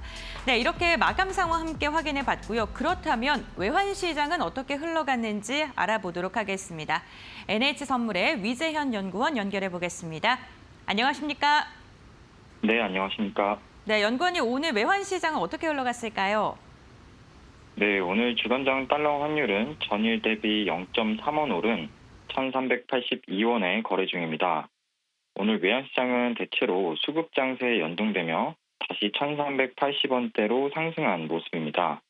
어제 베센트 미국 재무부 장관은 50bp 인하 필요성을 언급했고 선물 시장에서는 빠르게 금리 인하를 반영하며 달러화가 약세를 보였습니다. 이에 개장 초 달러 환율은 전일 대비 3.2원 내린 1,378.5원 수준에서 개장했습니다. 다만 장중 달러화 약세에도 불구하고 달러 환율은 상승하는 움직임이 강했습니다.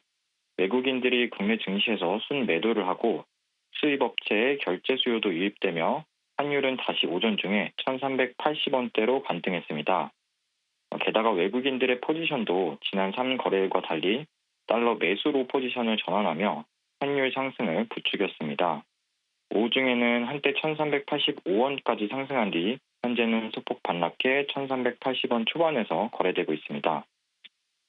네, 그렇군요. 지금 원달러 환율 같은 경우에 상승으로 마감을 했습니다만 달러의 약세 기조는 글로벌적으로 이어지는 듯합니다. 아무래도 고용이라던가 CPI 발표가 영향을 주는 듯한데 이를 반전시킬 만한 모멘텀이라던가 이슈가 다음 주에 있을까요? 어떻게 보십니까?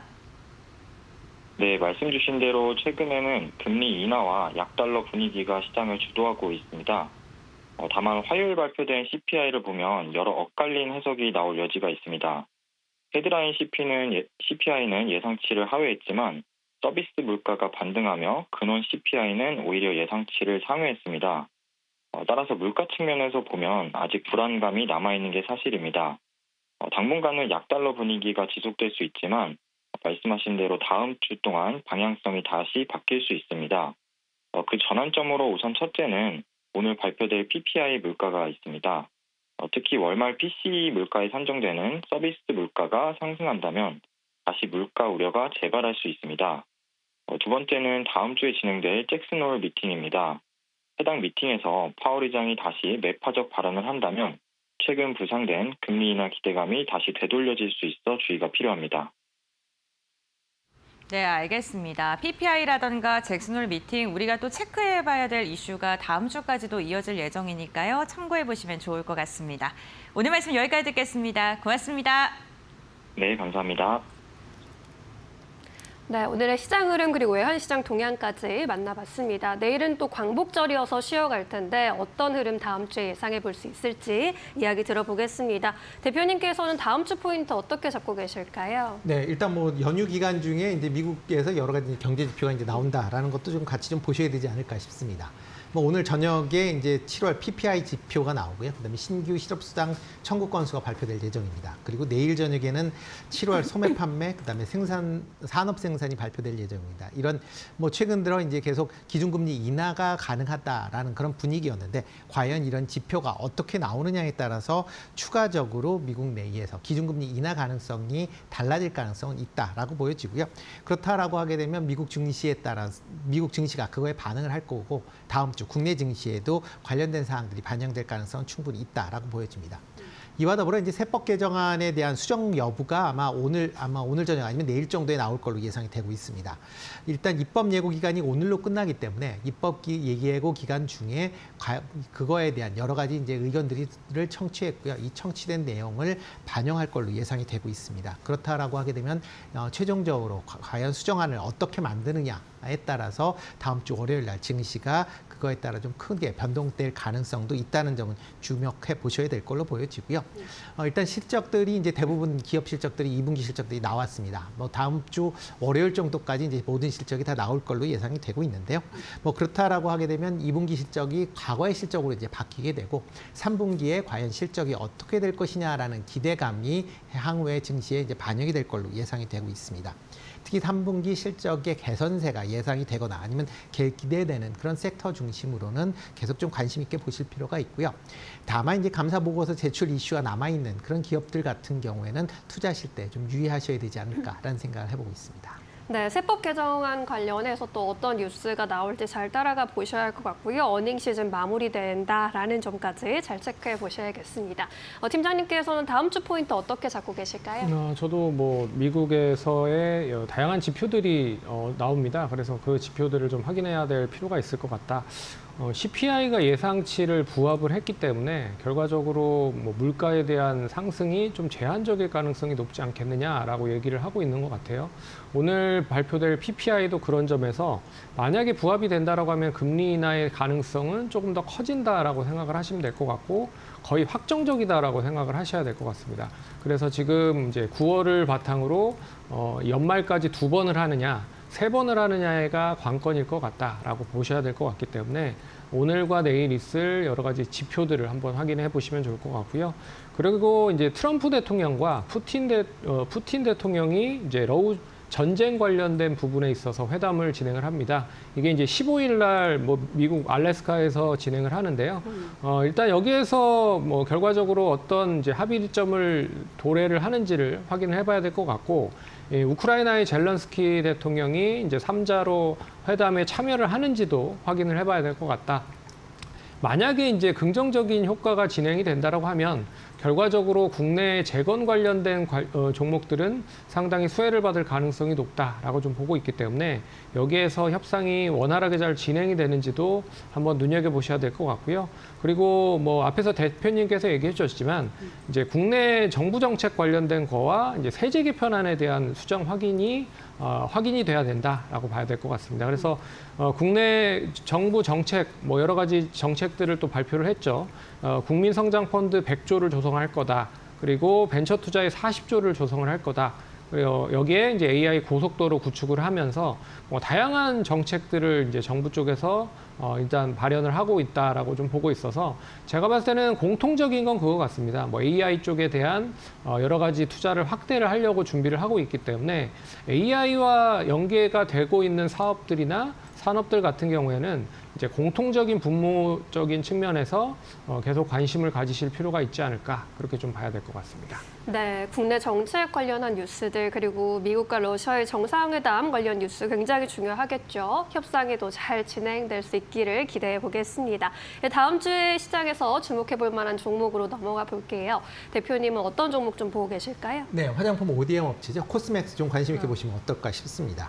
2분기 실적이 역대 최고 실적을 기록을 했는데 주가는 이와 반대로 큰 폭으로 지금 하락을 한 그런 상황입니다. 뭐 지금 높아진 시장 예상치를 지금 항회했다라는 거고요.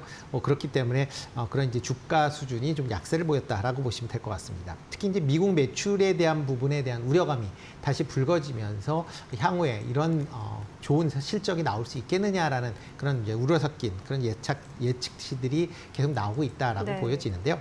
그렇지만 이제 그런 너무 조금 과한 기우가 아닌가라는 좀 생각을 해보고 있습니다. 특히 미국 매출이 이제 주춤거렸던 가장 큰 이유는 미국의 관세 부과 유리에 대한 그런 이제 확정이 안 됐다라는 부분입니다. 최근 이제 8월 달이 넘어서면서 대부분의 국가들과의 관세가 안정이 되면서 특히 우리나라와도 관세율이 15%로 이제 정해진 그런 모습입니다. 그렇다라고 하게 되면 이런 이제 미국 내의 인디 브랜드들의 이제 관세율이 확정이 되면서 본격적으로 재고들이 이제 줄어들었기 때문에 관련된 재고 확보를 위한 발주가 일어날 가능성이 크다라고 보여지고요. 그렇다라고 하게 되면 하반기 이후에 미국 매출도 다시 살아날 가능성이 충분히 있다라고 생각을 하고 있습니다. 이와 더불어 미국 이외의 지역, 뭐 유럽이나 아시아 지역 내에 한국 화장품에 대한 판매가 계속 좀 활발히 진행되고 있다라고 보시면 될 것 같고요.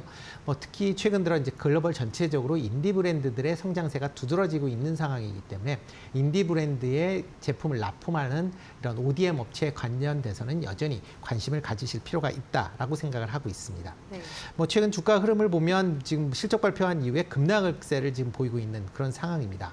뭐 지금 7만 원대였다가 지금 한 20만 원 이하로 지금 오늘 같은 경우는 19만 원으로 끝났는데요. 이런 단기 낙폭은 좀 과하다 싶고요. 그렇기 때문에 충분히 저가 매수세가 유입될 가능성은 충분히 있다라고 생각을 하고 있습니다. 그래서 1차적인 목표 가격은 뭐 25만 원대까지는 충분히 상승할 수 있다라고 보여지고요. 뭐 25만 원대 정도 되면 그 이후에 뭐 실적에 따라서 추가적인 보유 여부를 검토해 보셔도 되지 않을까 싶습니다.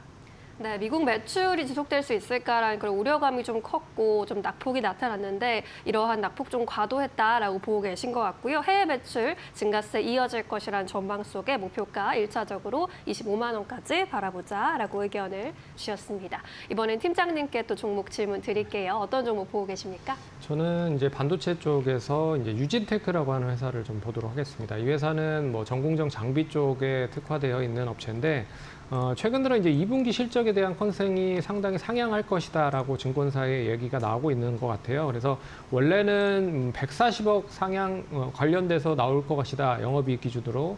하지만 190억 정도까지 상향을 할 가능성이 높다라고 증권사에서 나왔기 때문에 여기도 부합이 되는지 한번 눈여겨보셔야 될 것 같고요. 반도체 주요 기업들이 결과적으로 이제 D램 공정에 대한 투자를 상당히 빨리 할 가능성이 높다라고 보고 있습니다. 이유는 이제 그 미국 쪽에 삼성전자의 테일러 공장을 본격적으로 증설에 참여를 하고 있다라고 좀 보고 있기 때문에 여기까지 같이 연계가 되면 피포 공장에 대한 증설도 같이 연계가 될 가능성이 높다라고 보고 있기 때문에요. 이 증설 투자가 앞당겨지면 당연히 이제 전공정 쪽 장비 쪽에 대한 수혜는 상당히 빠르게 좀 진행이 될 것이다라고 보고 있고요. 동사는 이제 HBM3 관련돼서도 결국에는 이제 방막 증착 장비를 이미 공급을 했었던 이 내용이 있었기 때문에 HBM4 쪽으로 간다라고 해도 동사에 관련된 장비도 수혜가 될 가능성이 높다라고 좀 보고 있어서 이 전공정 장비와 더불어서 HBM3 관련된 장비까지 다양한 레퍼런스를 보유하고 있다는 거는 좀 눈여겨보셔야 될 것 같다라고 말씀을 드려야 될 것 같습니다. 그래서 현재가에서 매수를 하시면 될 것 같고요. 목표가는 57,000원 제시를 해드리고 손절가는 46,500원 제시를 해드릴 테니까 투자를 하시면서 참고를 하시면 좋을 것 같습니다. 네, 유진테크 반도체주 안에서 꼽아주셨고요. 목표가 57,000원까지 바라보도록 하겠습니다. 자, 이렇게 종목까지 만나봤고요. 다음 주 시장 한마디 이제 요청해 볼게요. 대표님 어떤 의견 주시겠어요? 네, 뭐 시장 전체가 그렇게 나쁘진 않을 걸로 제 예상이 되고 있습니다. 그렇기 때문에 시장 내에서는 조용한 가운데 계속 움직임이 있지 않을까 싶어서 시장은 정중동이다라고 얘기했습니다. 네, 좋습니다. 팀장님께서는요? 전 사필 규정이라고 일단 뭐 실적이 잘 나옴에도 불구하고 주가가 안 가는 회사들이라고 하면 결국엔 수능대로 올라간다라고 좀 보고 있기 때문에 이 부분을 참고하셔서 투자하시면 좋을 것 같습니다. 네, 결국에는 긍정적인 흐름 두 분 다 예상해 주셨으니까요. 다음 주 전략 수립하시는 데 도움되셨길 바랍니다. 여기서 이제 인사드릴게요. 자세한 설명 고맙습니다.